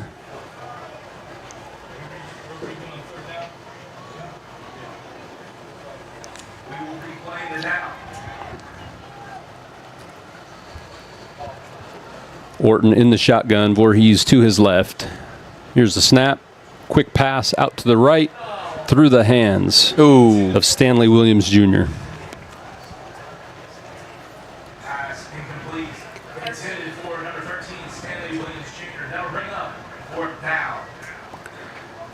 I guess we're still looking at 4th down. Well, the stadium announcer said that'll bring up 4th down, but looks like they're changing sides. So yeah, it's a first down from what it looks like. Again, it is a jamboree, so it looks like the ball's going back over to Collinwood. Not quite clear on all the official rules here for a Jamboree. It's preseason. More than anything, they're getting some work done. But it looks like Collinwood's going to take over from the 50-yard line. They'll have a 1st and 10 from midfield. See if somebody's out there blowing their horn. And there's 7 minutes and 14 seconds left on this running first half clock, and then we will have a minute break in between the two 20-minute halves. So these Jamborees go pretty quick. He's in the shotgun. Shotgun handoff to number 21. He takes the ball up to the left, breaks it up the middle for about a 12, 13-yard gain, and he will have a Collinwood first down.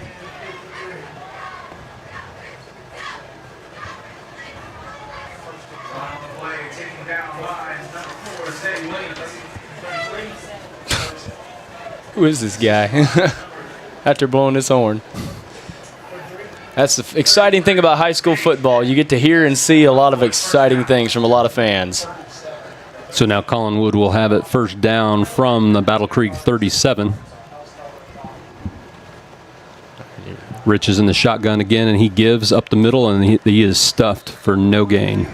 At about it looks like the 37-yard line, somewhere around there, 37, 38. Got back to about the line of scrimmage. And they'll have it 2nd and 10. Carter Duncan.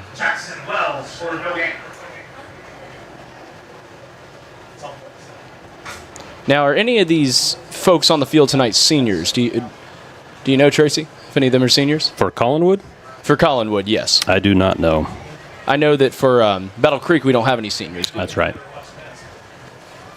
Collinwood is in the shotgun.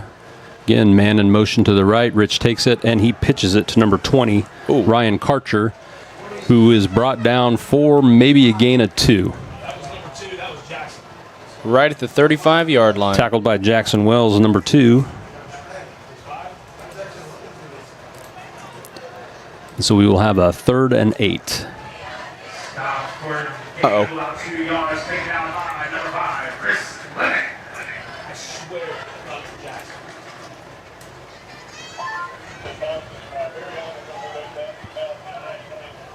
Here they go, lining up once again, folks. Here comes Collinwood for a 3rd down on what looks to be about 8.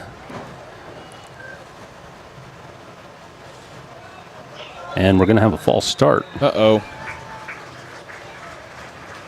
Been quite a few flags thrown tonight in this game.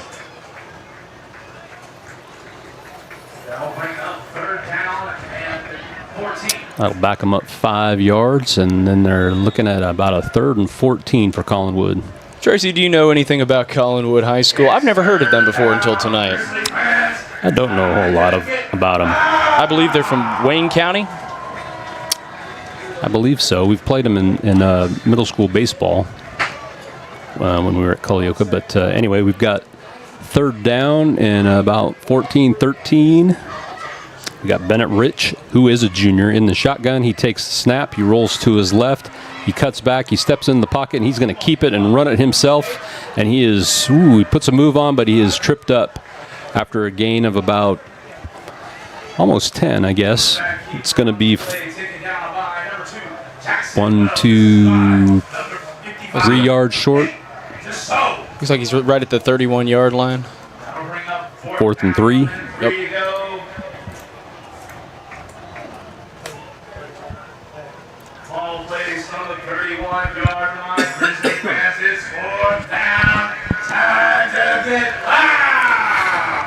Grizzlies defense has been playing pretty well. The offense has been struggling with penalties, and we are down to 3 minutes and 17 seconds on the running clock as Collinwood now has it for 4th down and 3. Snap, direct snap, pitched to the running back that was split wide, and he is going to pick up that 1st down and be drug out of bounds. That was number 8 on the run, Ronnie Holt.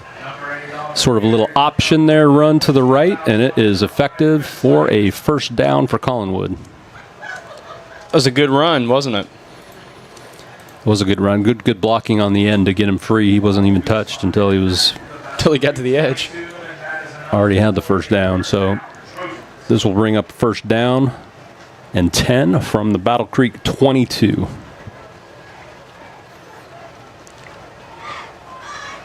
Rich is under center with Holt in the backfield. Had a viewer just now. Let's see here. Looks like the play was a mix-up there. Quarterback turned to his left to maybe hand off or at least fake it, and the running back was not there, so he had to keep it, and he was sacked. Brought down by number 0, Jay-Sean Brown, the sophomore. And for those of you watching, we apologize for the camera getting blurred up a little bit. I know it's a little blurry with some of them. It's just the lighting tonight is not the greatest outside, so it's just bear with us as we go along. So it looks like it will be a loss of 2 on the sack, and Collinwood will have it 2nd and 12. We're down to 1 minute and 44 seconds on the running clock. There's the snap, there's the give, the handoff, and he is stuffed. He is stood up immediately, and there are multiple flags down. He doesn't want to go down, and he doesn't go down, but he is stopped. The whistle's blown. That was a good hard run by Stetson Holt, number 21.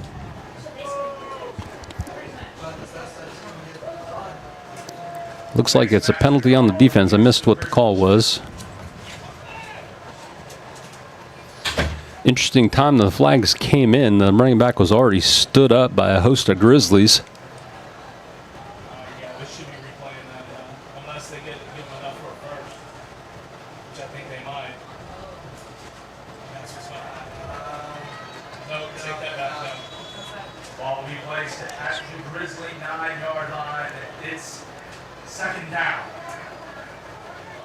So it will be 2nd down and about 2 for Collinwood. Rich is under center. And we got a false start there on the left. The tight end actually on the left. With only about 30 seconds left in the first half. Yep, down to 29. They're going to back them up 5. They got time to get a quick field goal off if they so chose. I doubt they are going to so choose. And they are going to run a play. They're at with 3rd and 8. 15 seconds. And counting. We're down to 10. Rich is under center. Holt behind him. He takes the handoff. He hands it off to Holt, who is met at the line. And that is the end of the first half, and folks. A scrum. Not enough for anything, and that will end the first half, and we will step away for a quick minute between halves. This is the Front Porch Sports Radio Network.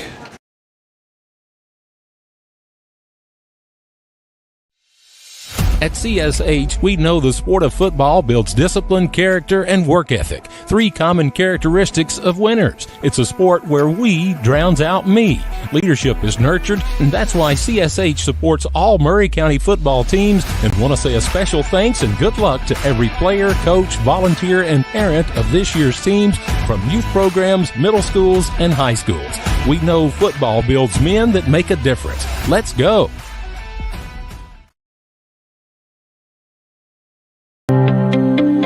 Serving Williamson and surrounding counties, Bone and Joint Institute of Tennessee offers comprehensive orthopedic care with world-class physicians. Our practice provides high-tech care with a hometown touch. We offer physician clinics, physical and occupational therapy, advanced imaging, and surgical services including interventional procedures. We are Bone and Joint Institute of Tennessee, high-tech care with a hometown touch.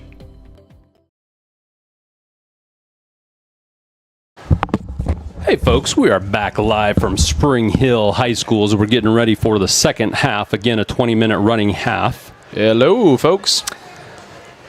Battle Creek should be starting with the football as Collinwood started with the first half. And just so we're clear, Collinwood is 1 hour and 18 minutes away from where we are. It is to the southwest. It is just north of the Alabama line. Again, as I said, we had been there for baseball, and my own son playing Culleoka Middle School baseball last year. We went down there and gave Collinwood a licking, if I might say.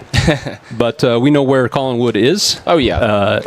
Not familiar with their high school teams as much, as this is our first game announcing for Battle Creek High School. As for me, I grew up in Williamson County, well, around Murray County, so I was. I'm going to make a correction. I guess they don't switch sides. It's like a timeout. They just got pushed backwards. For these Jamboree rules. They don't switch possessions like at a halftime. They just switch sides of the field, and they retain possession of the ball right where they were, 3rd down and 3. And this play is blown up. And yet, quarterback Rich is making a play out of it. Boy, it looked like he handed it off to the running back, but the running back and the quarterback were both stuffed immediately. The quarterback kept it, took it out to the left, and made a great play out of it. Wow. Play that was going absolutely nowhere, that was blown up by Battle Creek. Quarterback makes a great play. Looks like there was no gain, but he saved. They're marking. I don't know what they're marking. It's like they blew the play dead or something. They didn't give the quarterback any yards. Oh, it happens sometimes. Well, it's a Jamboree, and we're just figuring it out. Exactly. Collinwood's still got the ball. It's 4th down. It's 4th down and about 7.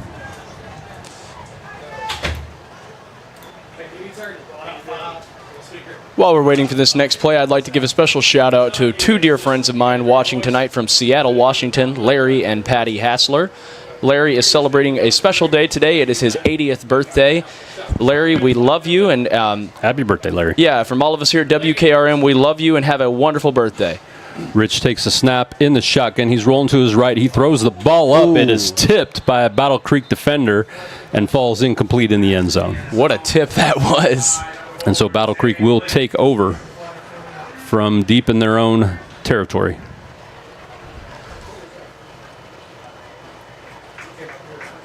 There was a penalty on Collinwood. That penalty is declined. Battle Creek will take possession of the ball.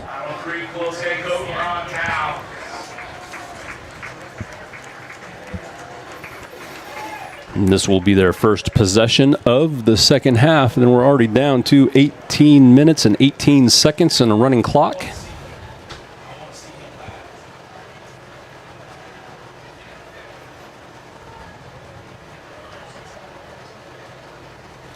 As again, Battle Creek, this is their 2nd year of high school football. We only have freshmen, sophomores, and juniors. And they are growing as a high school, as a team. And again, Jamboree rules, when there's a change of possession, I reckon they're not going to take it. I don't reckon, because the referees just marked it off. They're not going to take possession of where the ball was turned over. They're going to start once more from the 30-yard line.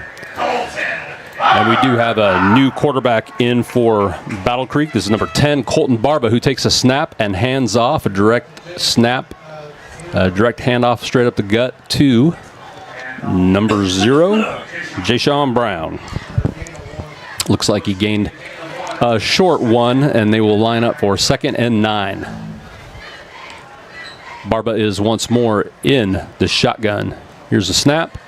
Direct handoff again to Dejan, and he gains this time about 7.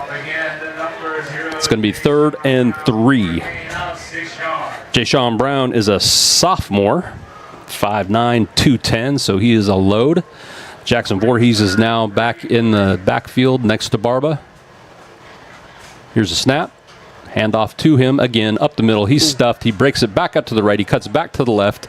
He's still on his feet, battling, and he is stopped for perhaps a gain of 1. Good pursuit by Collinwood. Even better effort by Jackson Voorhees. Jackson Voorhees is just 5'7", 150, and yet it took 4 Collinwood defenders to bring him down. And they gave him a first down. And I'm not alone, because our stadium announcer was also confused on that. And there's a false start, so we'll back up again. Battle Creek did have it 1st and 10 from their own 40, and now they will have it 1st and 15 from their own 35.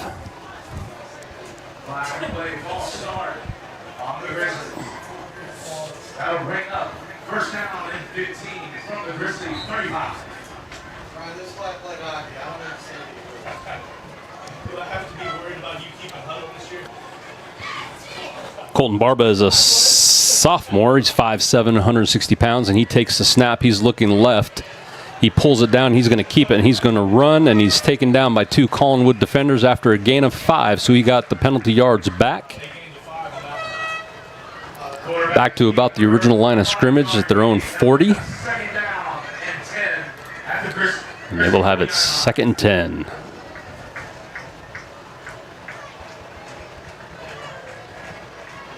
Shotgun, we got 2 receivers to the left, 1 receiver to the right.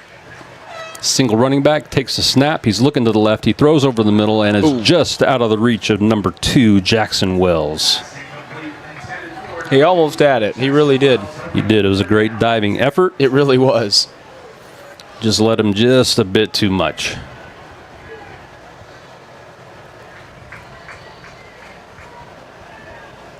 Aiden Barber comes out. Chris Lemming comes in. We're waiting for the play being signaled in. Got Stanley Williams, number 13, split out to the right. We got 3 receivers now split out to the right. 1 receiver split out to the left and a running back. So we got no tight ends. Here's a snap. Barba's looking to his right. He brings it back down. He runs. He tucks it. He runs. He's quick. He is gone. He is to the 40. He is to the 35. He's to the 30. He's pushed out of bounds right about the 25. What a run that was. Big run by number 10, Colton Barba. Wow. For a Battle Creek first down. He looked at his first option. He looked at his second option. He didn't like what he saw, so he tucked it. He kept it. He ran, and he is fast. That kid knows what he's doing, and he knows what his goals are. Maybe looking at some future NFL kids here. Never know. Barba's in the shotgun. Same formation, fake handoff. He throws over to the middle to number 2, Jackson Wells, who makes the reception for a gain of 15 and another Battle Creek Grizzly first down. Barba's got some stuff cooking here on the offense. The Grizzlies are starting to get some fire in them, aren't they? They're steaming up.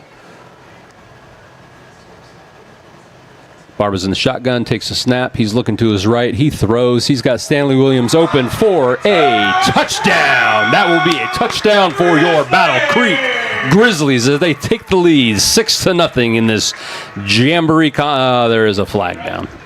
There's a shocker for you. Let's see what the call is. What was a touchdown pass from Barba to number 13, Stanley Williams Jr. is... What was the flag? The announcer does... Yeah, what was the flag? So I'm trying to figure out. They're lining up like they're going for 2. Referee picked up the flag. Doesn't look like they're doing anything. There's Maybe no signal. There's the ball. Maybe it was a mistake on the ref's part. Never know. These things happen. Maybe he accidentally dropped his hanky on the ground. Yes. And it looks like Battle Creek is going to line up and attempt an extra point kick. Number 89, Spencer Velasquez Jr. comes on to kick. Number 16, Daniel Gill will be our holder. Here's the snap. It is down. The kick is up, and it is good. We got a kicker here at Battle Creek. And Battle Creek takes the lead 7-0. Let's step away for a quick break. This is the Front Porch Sports Radio Network.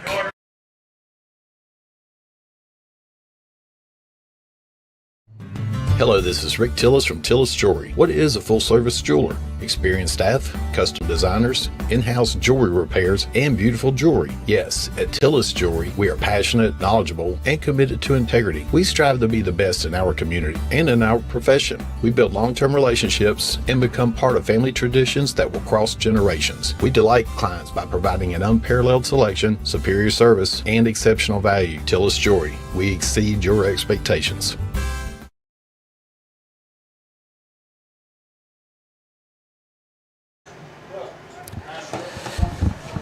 And we are back, ladies and gentlemen. Collinwood will take over. Collinwood, sorry. I was going to say Colton Barber. It's in my mind. And here they Collinwood will take over from the 30-yard line. They will have it 1st and 10.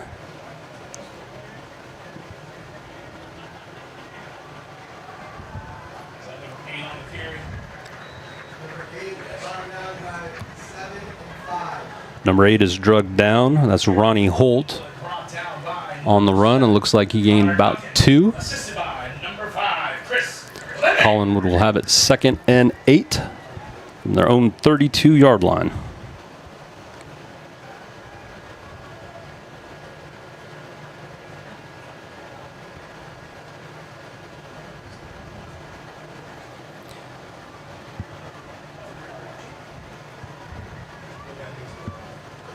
Rich takes a snap. He hands it off up the middle to the up back, who looks like he gains about another 2-3 yards.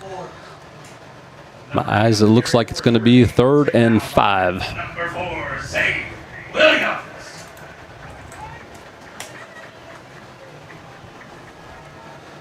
Clock is running, and these games go fast in the Jamboree. It's down to 9 minutes and 33 seconds on this running clock. Time to get loud for your defense. Collinwood has it 3rd and 5 from their own 35.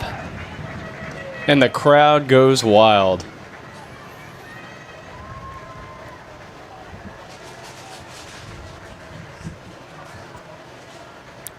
Rich takes a snap, pitches to the right. He's got number 8, who is dragging a host of Grizzlies before he's stopped. It looks like he gains about 3, possibly 4. Let's see where the refs mark it. Taken down by a whole pack of Grizzlies. That'll bring up. Yep, looks like it's going to be 4th and 1. Good strong run.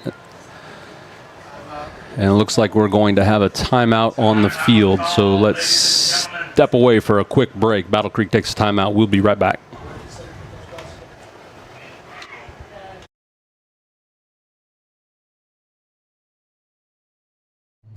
Hello, this is Rick Tillis from Tillis Jewelry. What is a full-service jeweler? Experienced staff, custom designers, in-house jewelry repairs, and beautiful jewelry. Yes, at Tillis Jewelry, we are passionate, knowledgeable, and committed to integrity. We strive to be the best in our community and in our profession. We build long-term relationships and become part of family traditions that will cross generations. We delight clients by providing an unparalleled selection, superior service, and exceptional value. Tillis Jewelry, we exceed your expectations.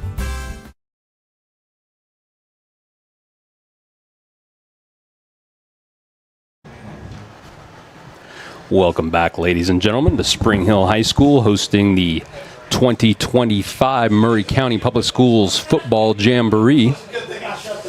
We are in the second of 3 games. Battle Creek leads Collinwood 7-0. There's 8 minutes and 46 seconds left in this contest. Collinwood has it 4th and 1 from their own 39. Rich is under center. Now he backs away. Gets back under center. Looks like he's trying to draw us off again. Let's see. Nope, quarterback sneak. He's going to keep it, and it looks like he will have enough for the first down. Great strategy. Comes up under center, gives a couple hard counts, sees if he gets somebody to jump off sides. They don't. He backs away. He looks around, gets back under center, gives a couple more hard counts, see if he can get somebody to jump off sides. They don't. Backs away. Comes back up. You think maybe he's going to do it again, but instead he takes the snap and follows his center up the gut for a first down. Collinwood will have it 1st and 10 from their own 43. Sounds like he's baiting the other players. Some good maneuvers. Good maneuvers there. Yeah.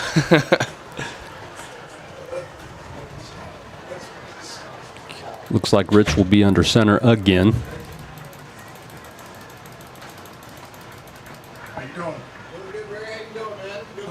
Doing good. Doing well. Good.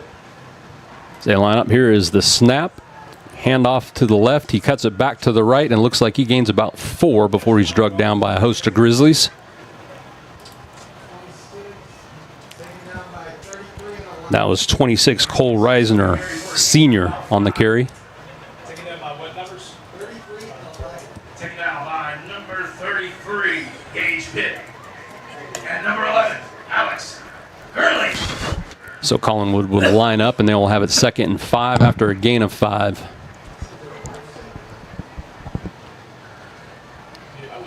Rich is under center again. Here's a snap. Quick handoff right up the gut again. And this time for no gain.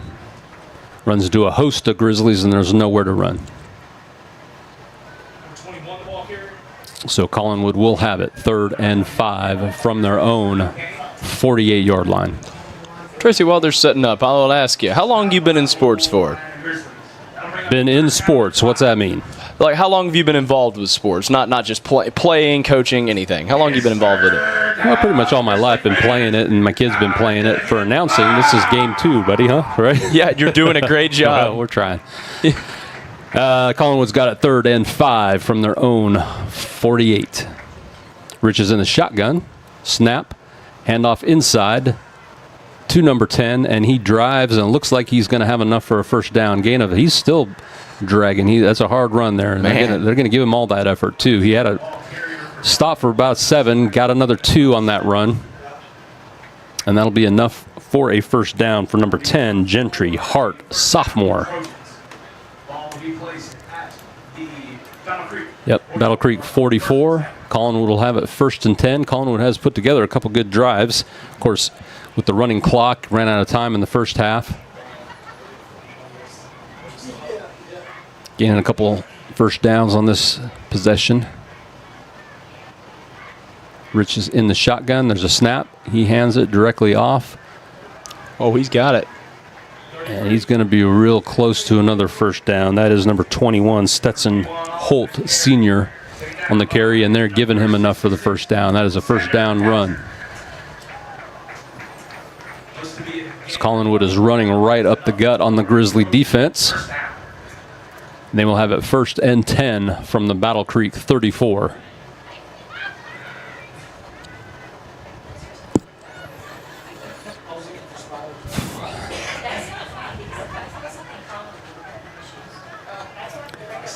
So Rich lines up in the shotgun. Looks like he's got Stetson Holt to his right. And he does hand it off to Stetson Holt, who breaks it off to the left, and he is stuffed for a gain of 1. Good hard hit there by number 7 amongst them, Connor Duncan. Number 7, Connor Duncan. And number 2, Jackson Well. Looks like we're just under 5 minutes left in this game. Yes, sir. 4:55 left in this game. It's been a great... Jamboree games go quick, don't they? They certainly do, and this is game 2 of 3 for tonight. And who's playing next? Yeah, once again, we've got the host Spring Hill hosting Columbia Central in the nightcap. That's certainly going to be a game. That will be a good game. Collinwood has it 2nd and 9 from the Battle Creek 33. Rich is under center, takes a snap, hands off to number 8, Ronnie Holt. Keeps his legs driving. He gains a good 4-5 yards. They're going to have about 3rd and 3, 3rd and 4. Let's see where they spot it. 1, 2, 3, 4. They're going to have it 3rd and 4 from the Battle Creek 28-yard line. It's 3rd down, Grizzly fans. Time to get out for your defense. Oh, did you? Oh, okay. Grizzlies could use a stop here as they get ready for the season opener. Rich is going to come up under center. Quick snap, and he is tackled immediately. He's trying to, in fact, the handoff that was supposed to happen to number 10 goes awry, and it is fumbled, and Battle Creek falls on it. Rich got the snap. It was supposed to be a quick inside handoff, but there was a little bit of a fumble on the ball by the Battle Creek defense that penetrated too quickly to make the exchange. Ends up fumbling the ball. Battle Creek will take over 1st and 10 from their own 35. They did come up with the stop. Drake? Yeah.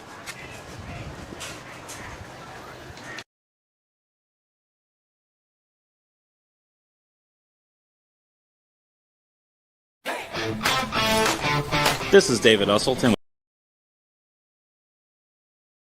Sorry about that, folks. A little technical issue. Quick changeover. We have got 2 minutes and 45 seconds left. And 8, Orton is back in at quarterback, and he is sacked. Brought down for a loss of a good 7.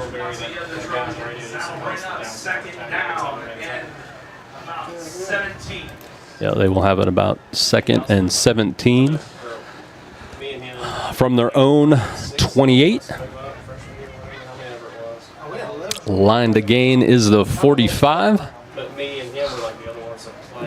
We are down to 2 minutes and 10 seconds on the running clock.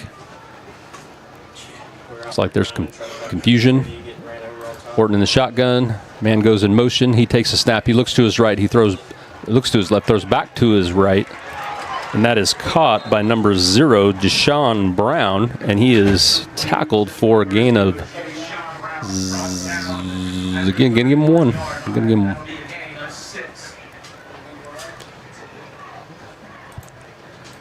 Certainly not a gain of 6, but they gave him 2. So they're going to have it 3rd and 14 from their own 31.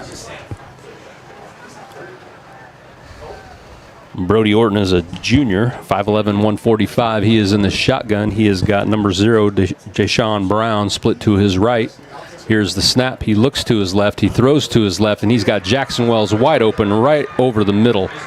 Tight end takes it, and he is tackled at the 40 of Collinwood for a gain of 27. 40-yard line. That'll be enough for Grizzly. First down. Certainly enough, and we're down to 1 minute left in this contest. It's a great pass from Absolutely. Orton. That was an to amazing Wells. pass. Orton's back in the shotgun. Everybody's set. He looks to his right. He's got pass a little high to number 0, Deshaun Brown. He can't handle it. Clock will continue running. We're down to 40 seconds, trying to get as many plays as we can. Get as much experience as we can. Both teams have definitely put up one heck of a fight tonight. Orton's in the shotgun. Sends 0 in motion. He looks to his right. He throws to his right, and the pass is overthrown, intended for number 13, Stanley Williams Jr. It will fall incomplete. Even though it's incomplete, the clock continues to run, and we are down to 8 seconds, and that looks like it's probably going to be the game, folks. Yep, and they're just going to let the time run out. And that will do it for Game 2 of the 2025 Murray County Public Schools Football Jamboree. Battle Creek Grizzlies defeat the Collinwood Trojans 7-0, and we will break. And you will have a new commentating crew for the next game, Spring Hill and Columbia, and we look forward to that. And this is the Front Porch Sports Radio Network. We at Hollins Pharmacy must be doing something right. We've been providing pharmaceutical services in the Middle Tennessee area for over 60 years. The guiding principles of our business are fast, accurate, friendly, personal service. We do not have long waiting lines, and our phone calls are answered by a staff member. We strive to get to know our customers by name, not just a date of birth or number. We are your locally owned hometown pharmacy, and we appreciate your business. We urge you to come visit us at Hollins Pharmacy, 1608 Hatcher Lane here in Columbia. Hello, this is Rick Tillis from Tillis Jewelry. What is a full-service jeweler? Experienced staff, custom designers, in-house jewelry repairs, and beautiful jewelry. Yes, at Tillis Jewelry, we are passionate, knowledgeable, and committed to integrity. We strive to be the best in our community and in our profession. We build long-term relationships and become part of family traditions that will cross generations. We delight clients by providing an unparalleled selection, superior service, and exceptional value. Tillis Jewelry, we exceed your expectations.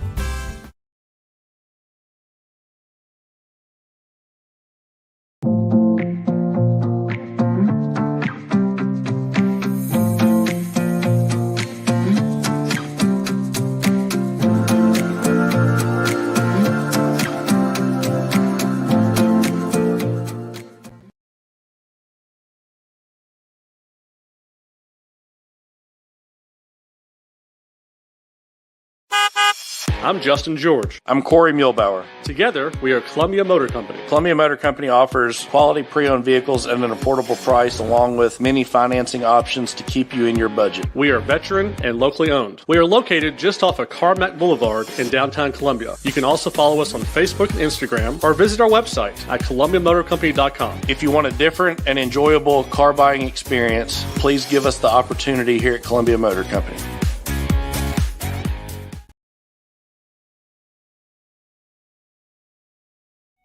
Hello, I'm Rick Whitley. And I'm Daniel Pollard from Jones & Lang Sporting Goods. We would like to take this opportunity to thank all of you for the many years of support. Since 1966, Jones & Lang has been locally owned and operated and supplying teams from T-ball to college. Stop by and see what we can do for you. We offer a wide variety of services from silk screening and embroidery to our custom trophy and awards department. We're open Monday through Friday, 8 to 5, and Saturday, 9 to noon. Remember, Jones & Lang Sporting Goods, the look of a winner.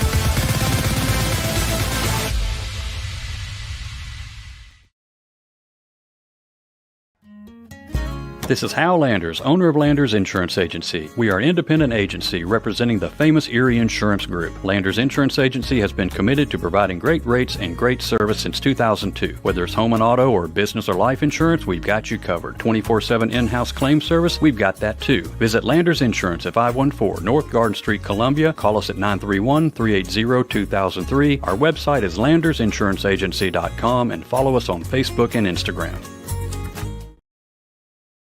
He shoots, and he scores!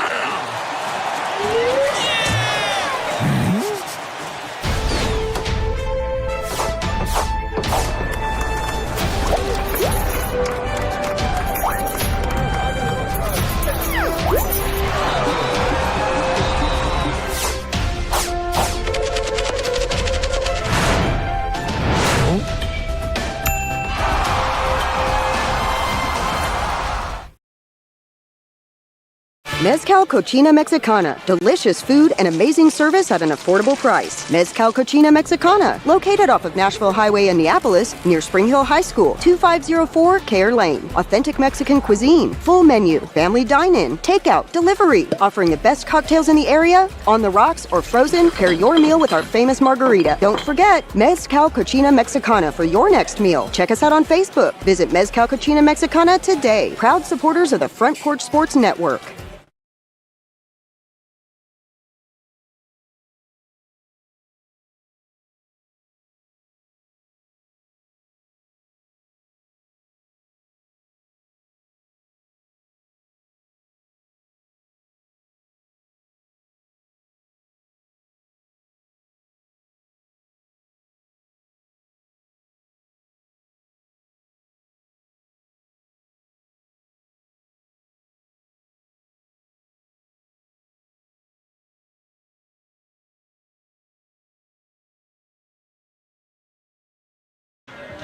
And good evening, good night, and welcome to Spring Hill, the Jamboree here at Maury County Jamboree between Maury County Schools and others. And of course, the scoring looks like this for the other teams tonight. It was Mount Pleasant winning 14-0 over Community, and a game just over, we found Battle Creek winning 7-0 over Collinwood. So the third game of the night coming up. And that's between the Columbia Central Lions and the homestanding Spring Hill Raiders. Maury County Football Jamboree here tonight at Spring Hill. The Lions preparing to take on the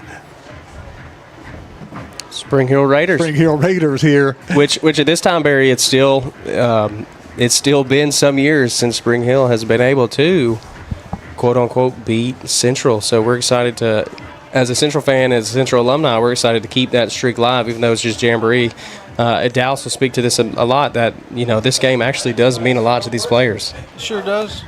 That rivalry, it's been around for a long time, and it's just something that keeps building every year. I mean, I know the game isn't something that is in the regular season anymore, but Jamboree is still going to bring a big rivalry, and these guys are going to give everything they got tonight. And if anybody knows something about that, it's this man I've got zoomed in here, Dre Hall.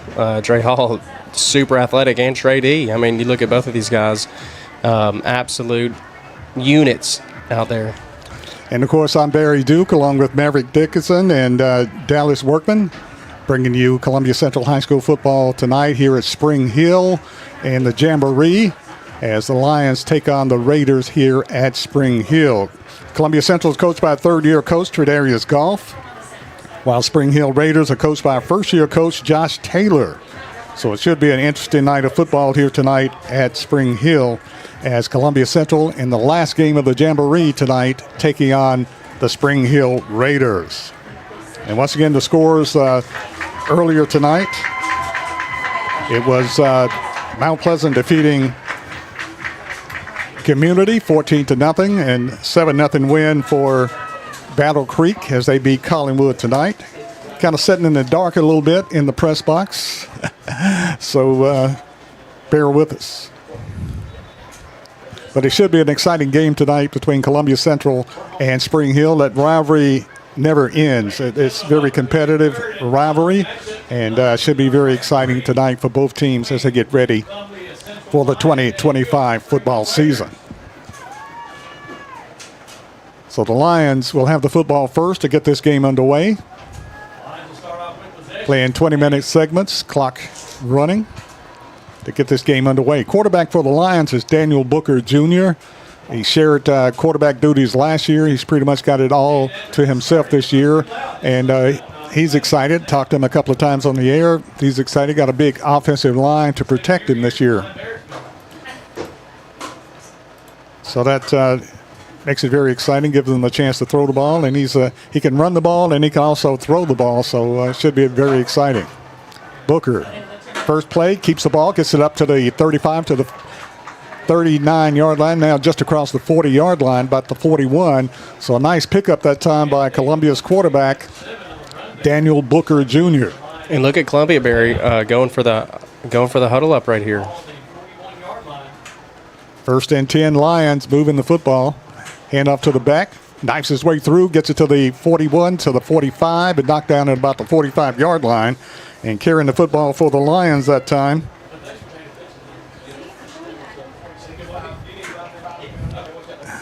As I said in the darkness here, looking at my roster. 30, I think he's number 35. 40. Yeah, number 40 for the Lions. There he is, Zane Nash. Nash is a 5'10", 220-pound running back.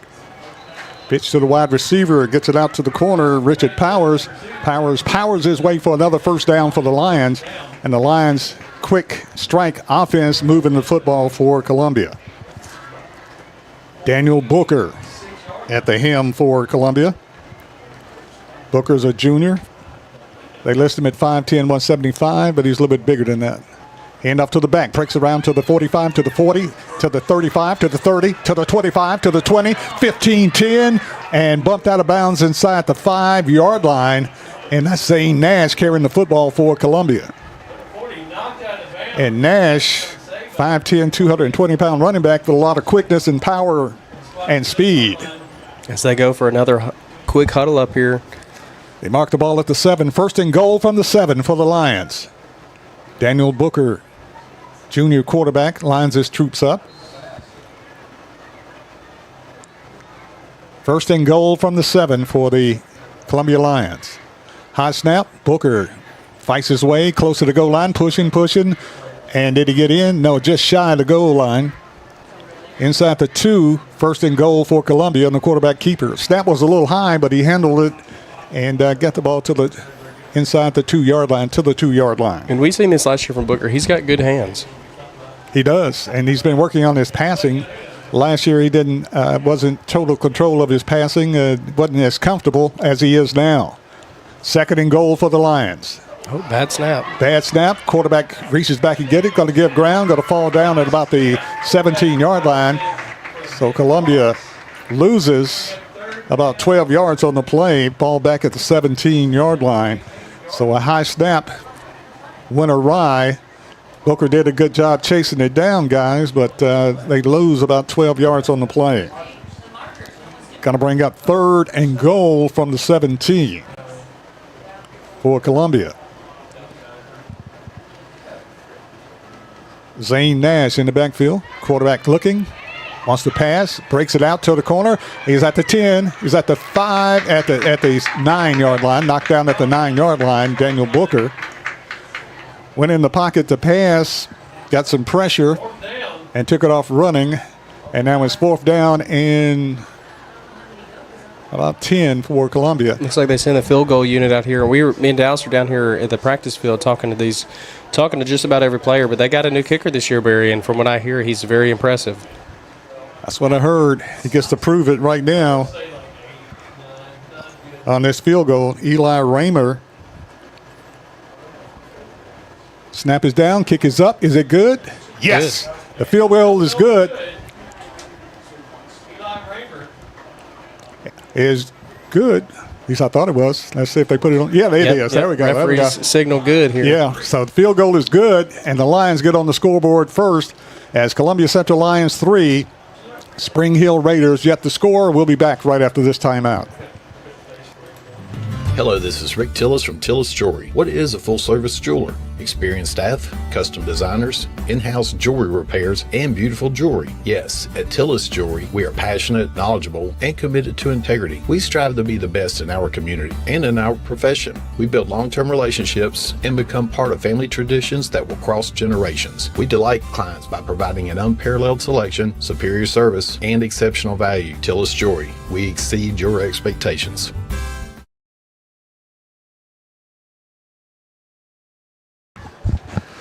Back in Spring Hill, Buford Gladney Stadium. I'm Barry Duke, along with Maverick Dickinson and Dallas Workman.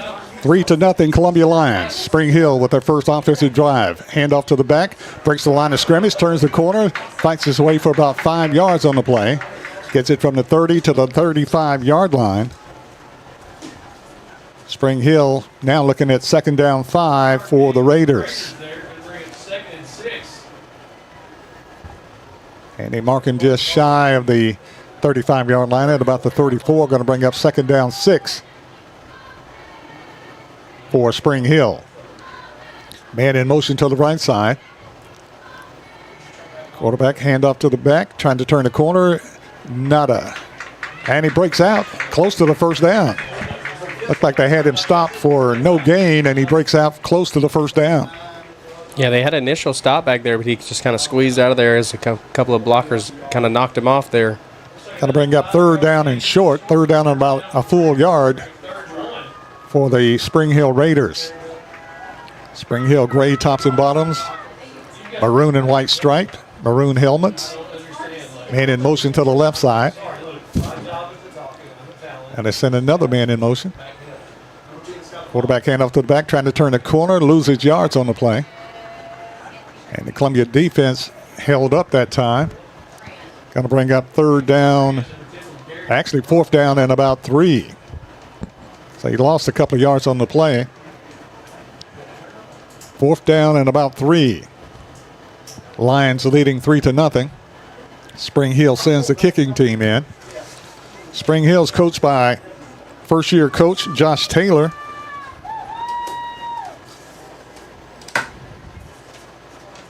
And Spring Hill will be punting the football away. Barry, I know it's hard to see, but who is number 5 listed this year for the up back for Central to return the punt?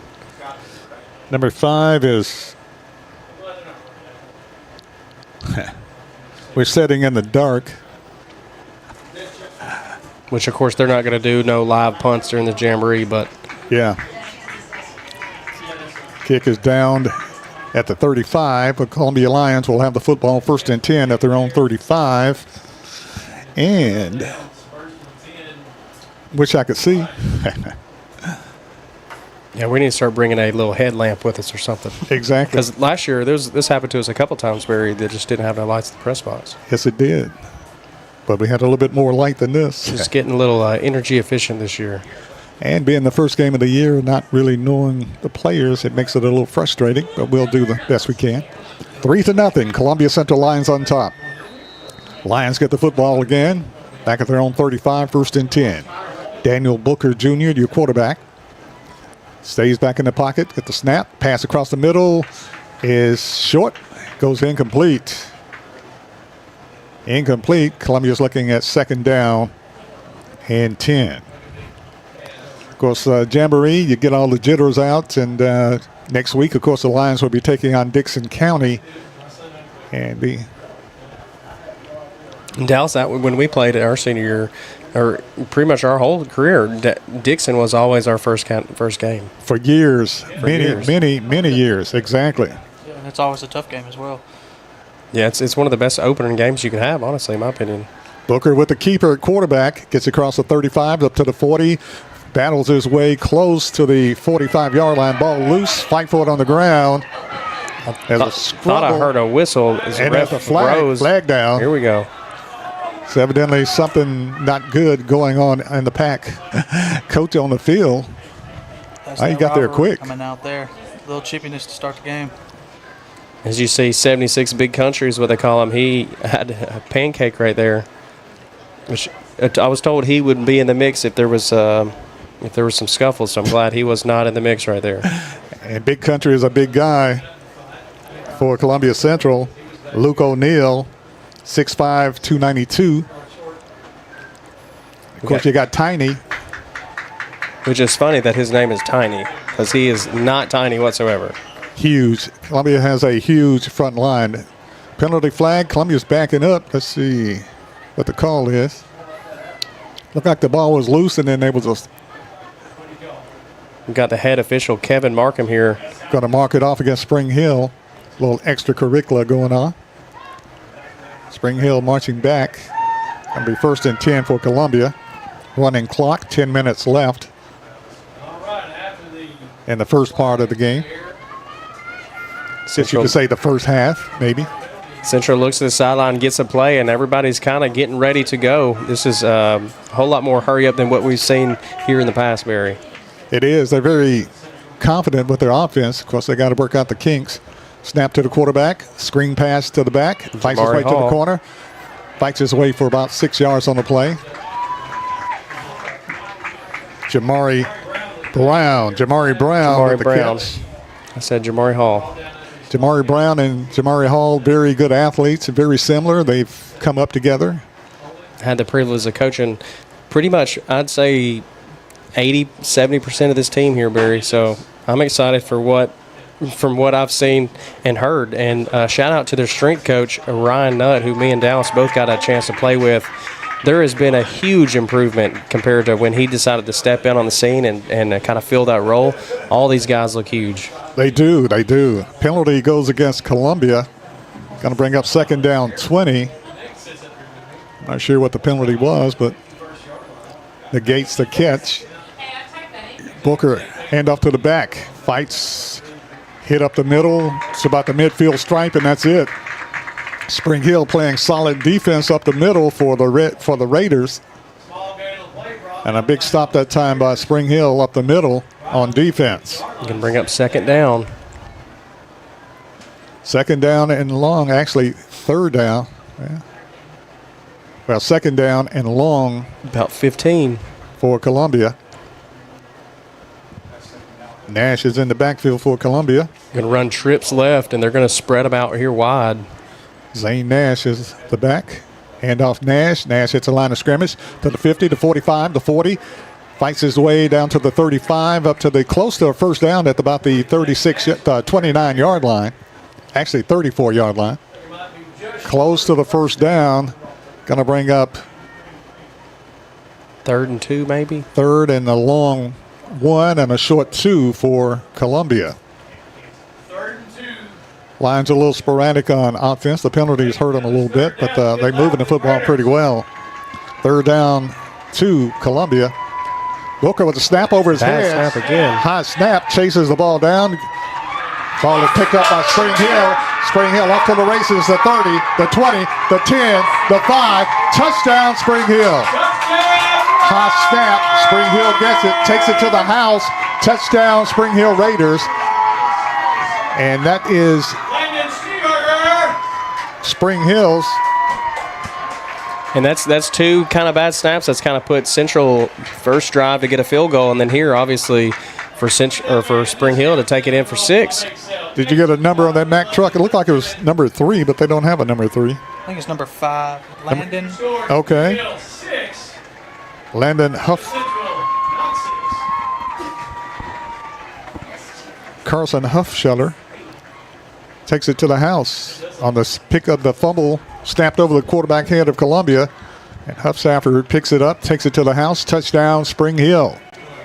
And Dallas can speak to this. Like, the line is that's where the play starts. And if you can't get that center right, you know it's going to be a long game. It is. Every time. And the Lions came in with a lot of confidence on their offensive line. Line had a little experience and a lot of size. Snaps it over the quarterback's head. And Spring Hill takes advantage, takes it to the house for the touchdown for the Raiders. So that's a big play for Spring Hill. Coach Josh Taylor says it's not the old Spring Hill team. It's new and improved, and he's trying to prove that tonight. Snap is down, kick is up, and it is good. It's Spring Hill 7, Columbia Central Lions 3. We'll be back right after this timeout.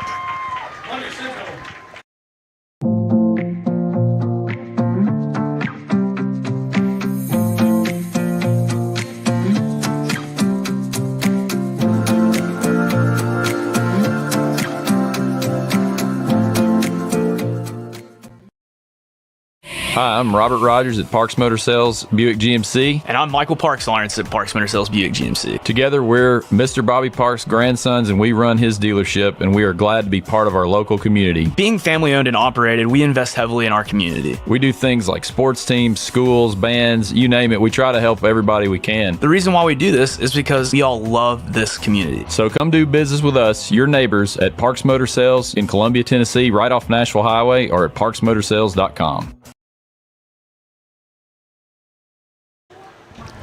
Welcome back to the Murray County High School Football Jamboree here at Spring Hill. Spring Hill Raiders on top of the Columbia Central Lions right now, 7-3 on a high snap by Columbia, and Spring Hill takes advantage of it for the touchdown. Columbia with the football. Booker, pass across the middle to the right side. Is it complete? Yes. As he got it to his wide receiver. Is that Cam? That's Cam Bridges. Cam Bridges. Bridges with the catch, 5'11", 160. A junior for Columbia. Had a lot of playing time last year, Barry. Had a lot of big catches. I'm excited for his season this year, along with Jamari Brown. Coach Goff was excited about his offensive line and his skilled players on offense. Last year, defense carried him. Booker pass complete for the first down as he got it to his wide receiver, Richard Powers. And Powers is a good possession receiver. If it comes close, he's going to catch it, and that time he catches it and gets the first down for Columbia. And what I hear from a lot of these players, that Richard is he's going to be if it's third down, be looking for Richard Powers. He's going to be the go-to the go-to receiver. guy, the go-to third down guy. Columbia receivers: Cam Bridges, Richard Powers, also Jamari Brown. Bridges wide to the left side. Brown to the left side also. First and 10, Columbia. And officials are marking it off. Penalty against Spring Hill, 15 yards look like.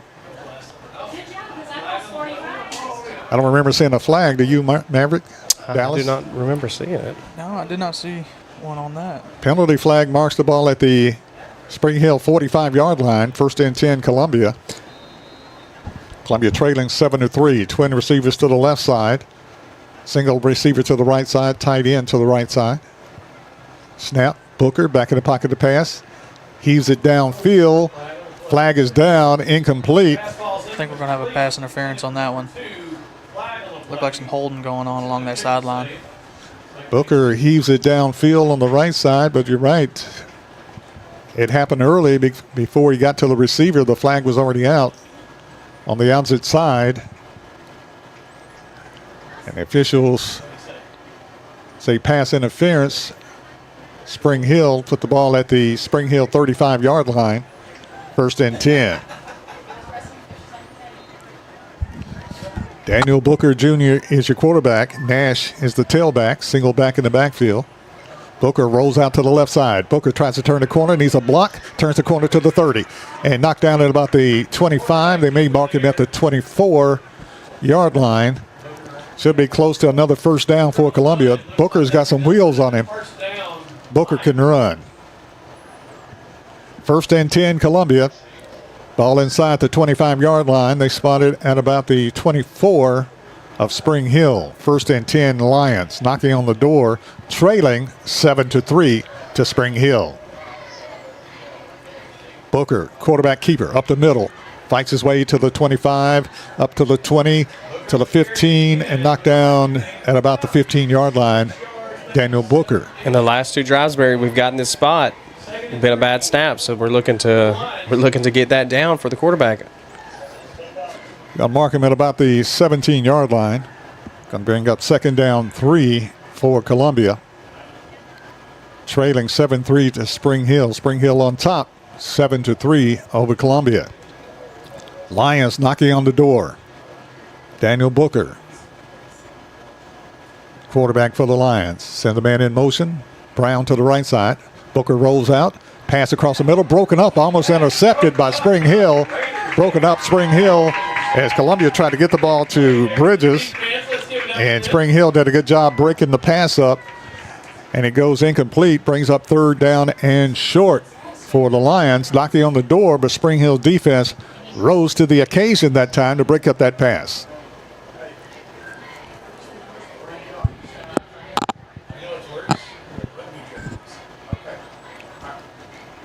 Third down 2. Hand off to the back. Hits the line of scrimmage. Close to the first down.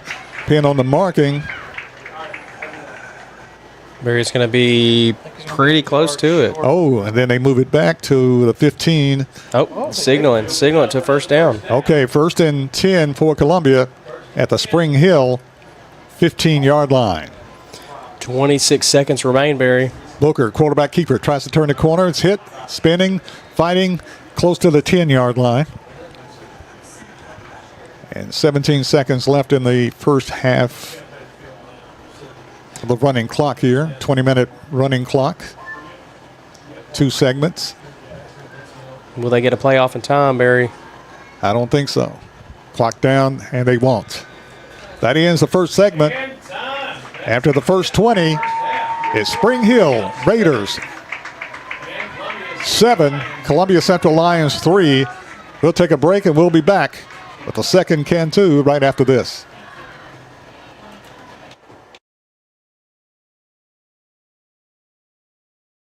Some people are just obsessed with their lawns. They'd cut their grass with a pair of scissors if they could. Thanks to Gravely, they don't have to. You see, Gravely makes not only the best built and most comfortable lawnmowers, they also leave your house looking like a doggone country club. So whether you're a commercial landscaper wanting the best or just a perfectionist homeowner, you can't do better than a Gravely. See our full line of Gravely products at Murray County Equipment, 1075 North James Campbell Boulevard in Columbia, Tennessee, or check us out on Facebook.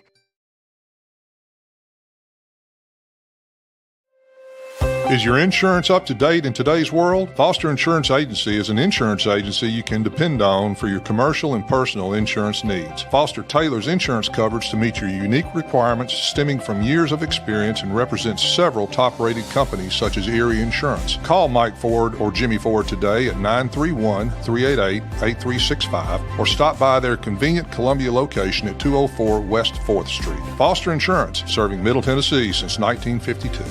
I'm Jimmy Ford, Foster Insurance Agency here in downtown Columbia. We've been here since 1952, located at 204 West 4th Street. We specialize in commercial insurance. We write home, auto, and life insurance. We write anything from your bulldozer to your helicopter, from churches to bars. Come see myself, Mike, Shelby, or Nikki. We'll be happy to take care of you. We specialize in service.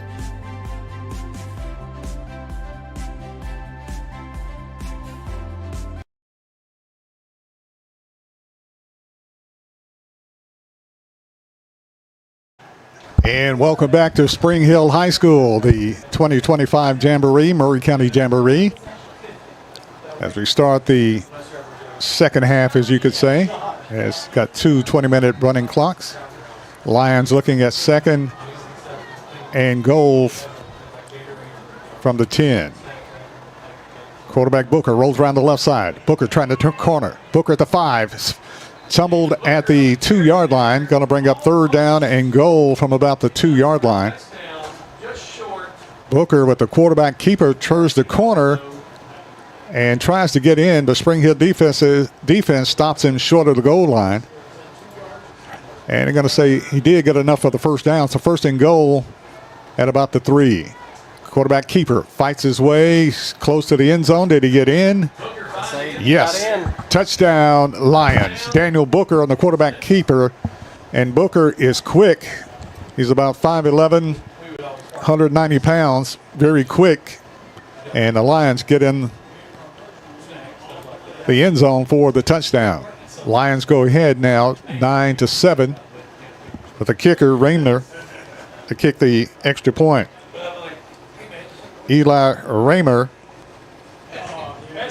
junior kicker, to kick for Columbia. Jackson Parker is a holder. Big extra point. Snap is down, kick is up. And no good. No good. Off to the right. Missed the extra point. It looked good. Good kick, good snap, good hold. And it's off to the right. No good. Well, they say no good, but they put it on the scoreboard. It looked good. So evidently was good, but the signal was no good. At least that's the way I interpret it. Scoreboard says the Lions 10, the Raiders 7. I think I'm going to follow the scoreboard here and click a 1. I think so. It looked good, but I feel like the official signal no good. That's what I thought, Barry. Lions up 10-7. Spring Hill with the football now. Back at their own 30-yard line. And up to the back, knifes his way through the front line, fights his way into the secondary, gets up to the 35-yard line. And the carry's good for about 5 yards for the Raiders. 2nd down and 5. About a 5-yard carry. So Barry, looks like they're some of the first team has come out. We're going to get to start to see some of these second string guys who will get a lot of playing time this year as injuries and whatnot happen. Spring Hill lines up in the I formation, got a man in motion to the left side. Hand off to the back. The officials blow it dead. All sides, Columbia. And what I like about the Jamboree Bear is you get a chance to see some of these younger guys get to play, but also it's a chance for some of these younger cats to kind of prove themselves to why they should be in and why they get a chance. 2nd down 5. Spring Hill, quarterback drops the ball. Gets back to the line of scrimmage. And knocked down for a gain of about 3 on the play. Quarterback did a good job getting that loose football on the snap.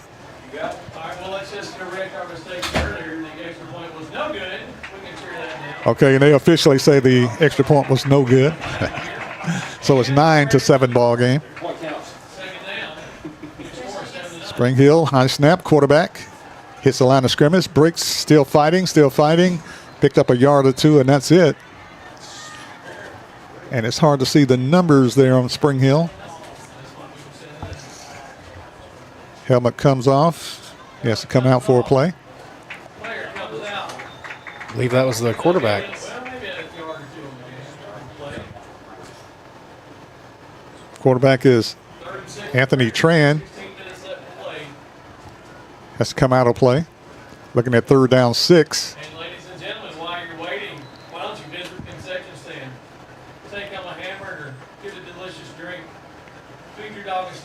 At the backup quarterback in. Yeah, I agree with the announcer. Let's get us some hamburgers up here. Trying to get the number of the backup quarterback. It's hard to see Spring Hill numbers. They got gray uniforms and maroon numerals. I believe I saw number 12 on that one. Number 12. Under pressure. Quarterback across the middle. Intercepted by Columbia. Making the interception for Columbia is Richard Powers. Let's go. Powers with a diving interception for the Lions. Barry, they say his nickname is White Lightning. We'll have to remember that this year. Exactly. Got Tiny, got White Lightning. Big Country. Jonah Gibson. What a diving catch by Richard Powers right there. Jonah Gibson, the quarterback, throws the interception for Spring Hill, and a diving catch by Richard Powers for the interception. And Columbia will have the football back at their own, just shy of the 40-yard line, 1st and 10 for the Lions. 14 minutes and 50 seconds here remaining. Daniel Booker got a new quarterback in there. Look like, no, there's Booker. Booker's the quarterback in the shotgun. Screen pass to Brown. Brown makes a catch, tries to turn the corner, breaks a tackle, gets it back to the line of scrimmage, fights it up to the 50, the 40, the 30, the 20, He's gone, the Barry. 10, the 5. Give him 6. Give him 6, Barry. Jamari Brown. What a play. He was hit. It was a little screen play. Got hit in the backfield behind the line of scrimmage, broke a tackle, and then fought his way to the 50-yard line, and after that, it was a foot race into the end zone for the touchdown for Columbia. And we seen that in middle school from him, and especially last year. Once he catches the ball, if he makes 1 or 2 moves, Barry, he is a hard individual to chase down and to even tackle. Jamari Brown takes it to the house for Columbia, and Columbia goes up 15-7 as Columbia set to kick the point after. What a run that time by Jamari Brown on a little screen play out in the flat. Breaks a tackle behind the line of scrimmage. Picks up a couple of yards. Gets it to the midfield, gets to the 50-yard line, and takes it to the house for the touchdown. I was talking to Jamari Brown before the game, and he said, I'm going to get one tonight before I get out. Raymer with the point after is good, and he got him one. Columbia with the touchdown and the extra point, and the score is Columbia 15, Spring Hill 16, Columbia 16, Spring Hill 7. We'll take a break. We'll be back right after this. Hello, my name is Zach Maddox. I'm a proud third-generation owner-operator of Columbia Paint and Wallcover, founded by my grandfather, Ralph Maddox. We offer a variety of paint and wall covering products, but our passion is customer service. We can offer many personalized services and can come out to your house or business if Back in Spring Hill, the Jamboree. Spring Hill with the football, pitch to the back, trying to get outside. Picks up a couple of yards and then hammered that time by Columbia.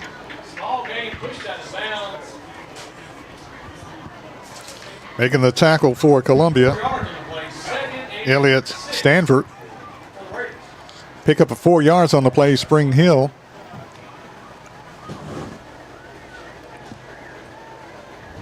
Quarterback back into the game, pass across the middle, broken up. No, good reception that time, Spring Hill. Columbia had a hand on it. Spring Hill wide receiver comes up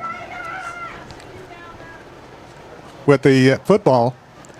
We got some fans here standing up in the way of our camera here. Brings up 2nd down 6, Spring Hill. Quarterback, hand off to the back in the backfield, breaks a tackle, fighting forward, and knocked down at about the 49-yard line, short of the first down.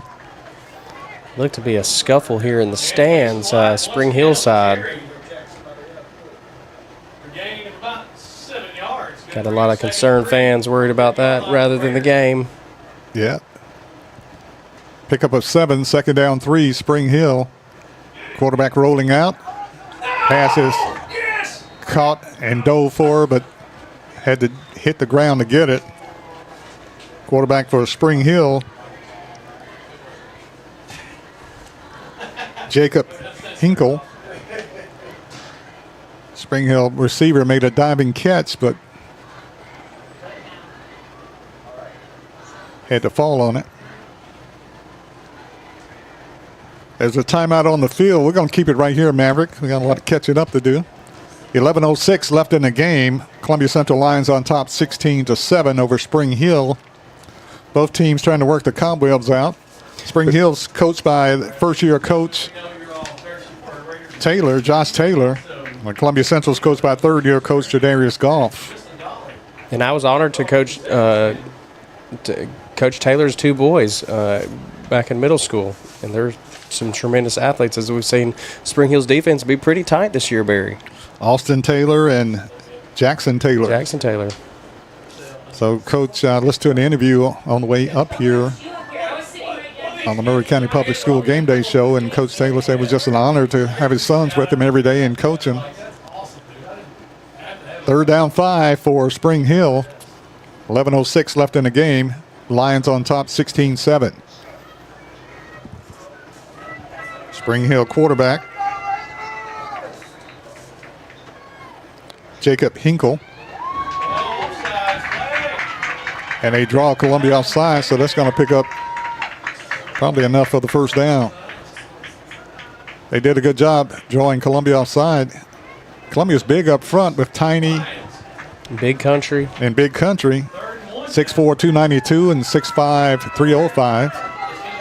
It looks like the trend in high school is to have a quick nose guard that can be able to go left or right at the center.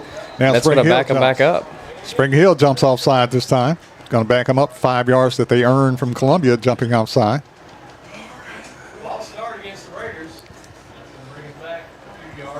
Going to bring it back. Also in for Columbia, Mason Southall. And Barry, looks like we're going to get some extra time as the clock is still not started here, so it's still showing 11:06 here. It's supposed to be a running clock, but it looks like we're going to get a little extra free play here. That clock never started. Chris Cozart in on defense for Columbia. Spring Hill. Hand up to the back, hit it in the backfield. Knocked down, gain tackled for a loss on the play. Big time loss on the play. Got to bring up fourth down and long for the Spring Hill Raiders. Columbia showing a lot of size up front. Maverick and Dallas. And a little quickness too. Tiny is huge. Cowboy is huge. Yeah, they got Murph in the middle. I saw a lot of work from him in the offseason. He is a very quick nose guard for them to have. And Murph is Murphy. Kick. Punt goes to Richard Powers. Richard Powers. Powers catches it at about the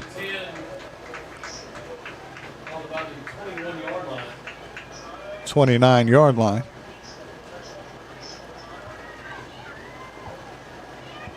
(16-7). Lions on top of Spring Hill. Spring Hill picked up a fumble and raced over 60 yards for the touchdown, and the extra point was good. So Dallas, you got to work with a lot of these guys over the summertime. What did you see from them? Oh, I mean, these guys over the summer. It was a bunch of the linemen that I worked with. They every Saturday they come in and put in extra work after their practices. They'd be putting in extra work, extra conditioning, strength and weightlifting and all that. Ryan Nutt was telling us that they're a very well conditioned team, but a lot of the guys, especially Tiny, will stay after practice and run and get even more conditioning. So that's pretty impressive. Yeah, that's a good thing because being in shape and game shape are two completely different things, and you'll find out in that first game whether or not you're really in game shape. Exactly. Absolutely. Ball spotted at the 30-yard line. Clock down to 9:17. It stops. And Columbia's putting in a lot of young players right now. You can catch all the numbers, but Carson Clanton, along with Cole Castile. It looks like Big Country is staying in the game here. Kentavious Campbell. Look like the front line, unless they just switched it, was still in there. Looks like they brought in Seth Lowe, number 79. Mm-hmm. And also Kason Murillo. Be interesting to see who they will bring in at quarterback. That is interesting. Vontae Hatton in there. Wide receiver to the left side. Lee Holloway. Yeah, Lee Holloway. There's Dallas King. We got Holloway in there quarterback for Columbia. 9 minutes. What an opportunity for these young cats to show these guys why they should get a chance. Vontae Hatton is your center. Holloway's your quarterback. Gets the snap. Quarterback keeper. Turns the corner. 30, 35, 40, 45, 50. And knocked down at about the Spring Hill 49-yard line. Holloway getting up slowly as he got hammered to the ground. Getting up slow, though. He's carrying that shoulder there. So Holloway's going to come off the field. The instant replay here kind of blocks how he hit the ground, but we'll sling down. Holloway's a little shaken up. And it's going to have to come out of the ball game. I don't know who quarterback number 3 is. I think it's Jackson Parker. So Holloway is shaken up on the play. 3:41 left in the game. 8:41 left in the game. Columbia leading 16-7, and Holloway's going to have a little attention. Yeah, he's definitely favoring that shoulder. Looks like on the right arm, too. And that's his throwing arm. Outstanding run by Holloway that time. Turned the corner and got hammered down by 3 Spring Hill players. Spring Hill defense did a good job catching up with him. And you never want to see a player get hurt, so let's just hope it's just a stinger or something.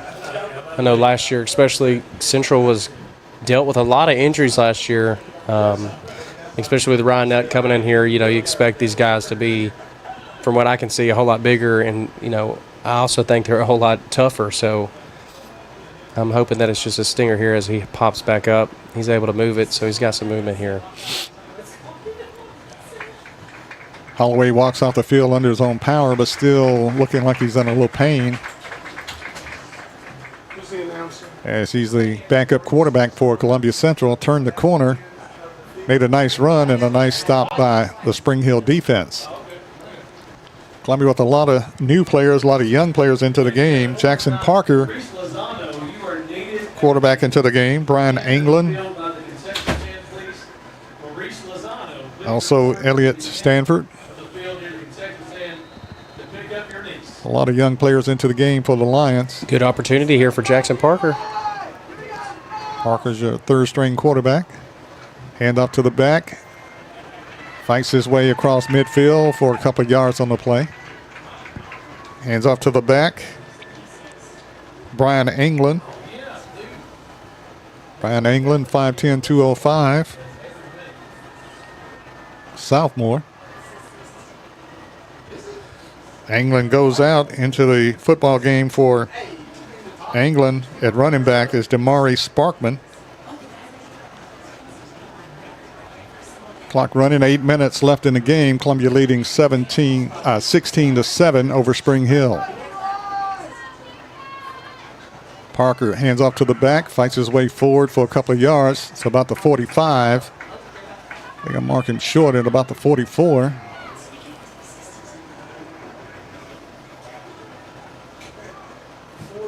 Columbia playing a lot of young players right now, leading 16-7 over Spring Hill in the Maury County Football Jamboree here tonight at Spring Hill. Columbia shuffling players in. A lot of them with clean jerseys on. Of course, they play on turf. It's not going to get too dirty. Aiden Pinotti checks in at wide receiver down here. 7 minutes remaining. Quarterback snap to the back. Now quarterback keeper. And Spring Hill comes up with a big defensive play that time for the Raiders. Making a big hit for Spring Hill is Jackson Hood. Hood makes the hit for the Raiders. Jackson Hood, sophomore, 6'2", 207. Clock running. Columbia looking at 4th down, 8. Columbia will be punting. Lions are hoping they get a good snap. And Spring Hill might want to back this kid up because the punter we have this year, he can absolutely boom the ball. Oh, man. Punt takes off like a rocket. Makes the catch at the 14. Fair count at the 14. And that's Raymer. Outstanding punter for the Lions, Eli Raymer, a junior. Kind of looked like a pass. It had a perfect spiral on it. Yes, it did. It had a lot of elevation on it. It was high and long, and when they have a spiral like that, Barry, they're honestly hard to catch because they'll hit your hand, the basket that you have to make, and they'll kind of bounce out of it. You have to really be on your toes to catch those things. Spring Hill did a good job with the fair catch. Clock running, 5:40 left. Columbia leading 16-7 over Spring Hill. Columbia's pretty much emptied the bench, playing the second and third string players.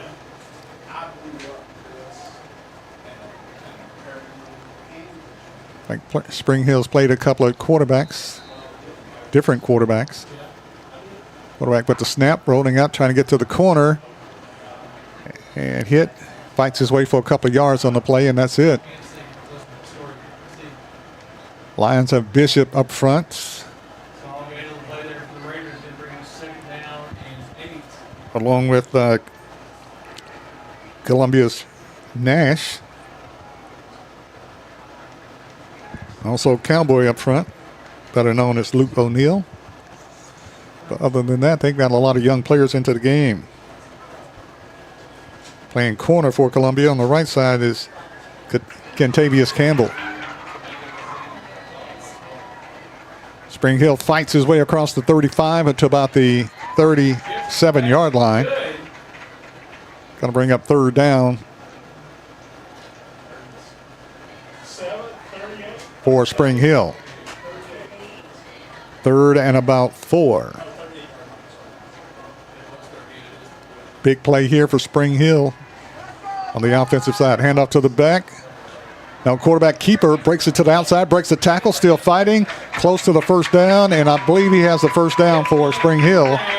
Great run that time by the quarterback, Spring Hill. Man, it's hard to see that number. It is. That gray and maroon is. Yeah, number 12. Nice run that time by Jonah Gibson. Pass across the middle to the right side, to the back, makes a catch, hit, breaks a tackle, hit again, and knocked out of bounds. So Gibson pass to the receiver for the completion for about 5. Going to bring up second down 5, Spring Hill. Clock down to 3:25 remaining in the game. Running clock. Spring Hill on the move. Football at the Spring Hill 47-yard line. Second down 5, Spring Hill. Spring Hill quarterback keeper fights his way to the middle. Hit and knocked down for a couple of yards. Going to spot him at midfield. Pickup of about 3 on the play.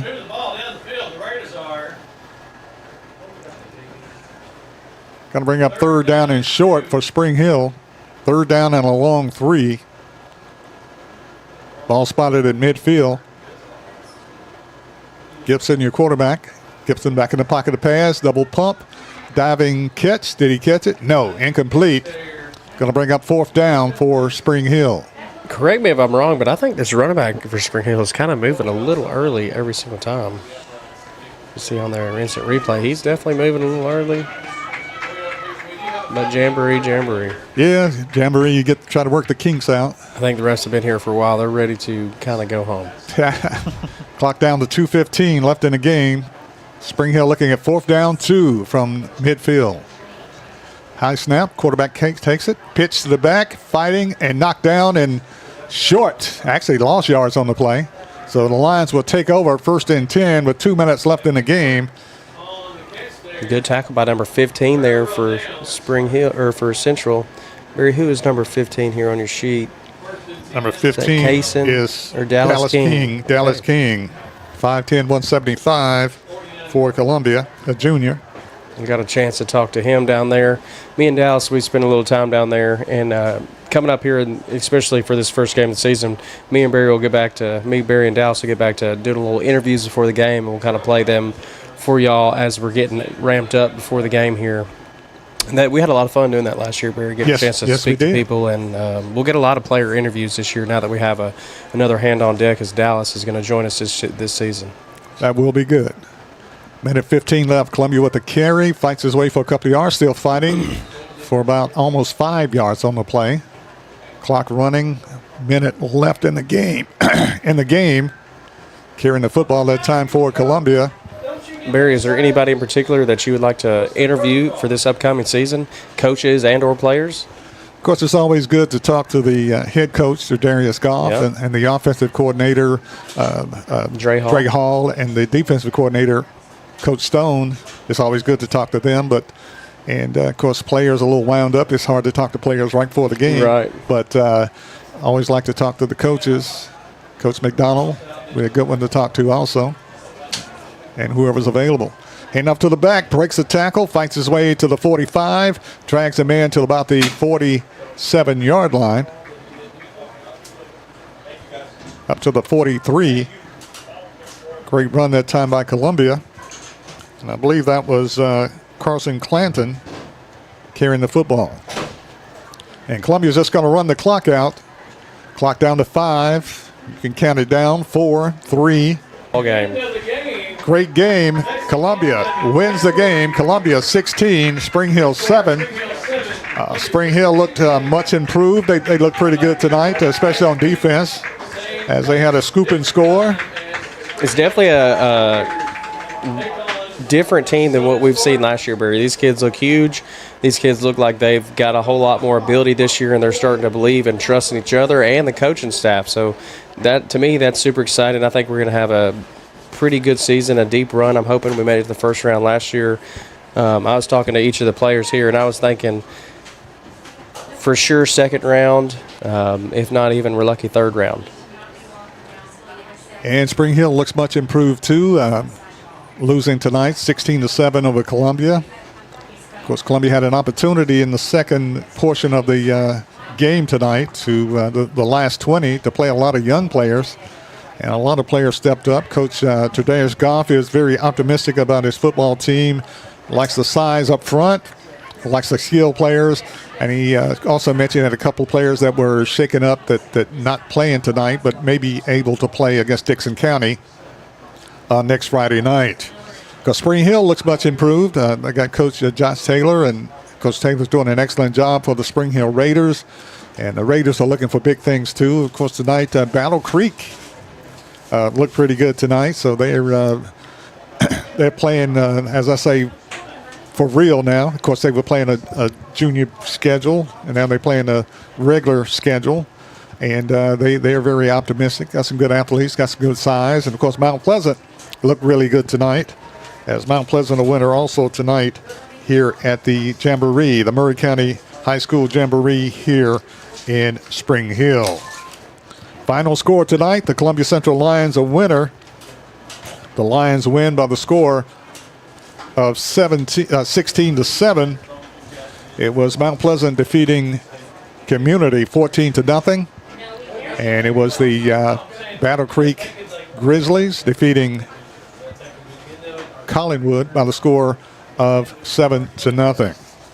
So a very successful Jamboree here tonight at Spring Hill. Beautiful Spring Hill facilities now. They did a lot of work on the field. Of course, got turf.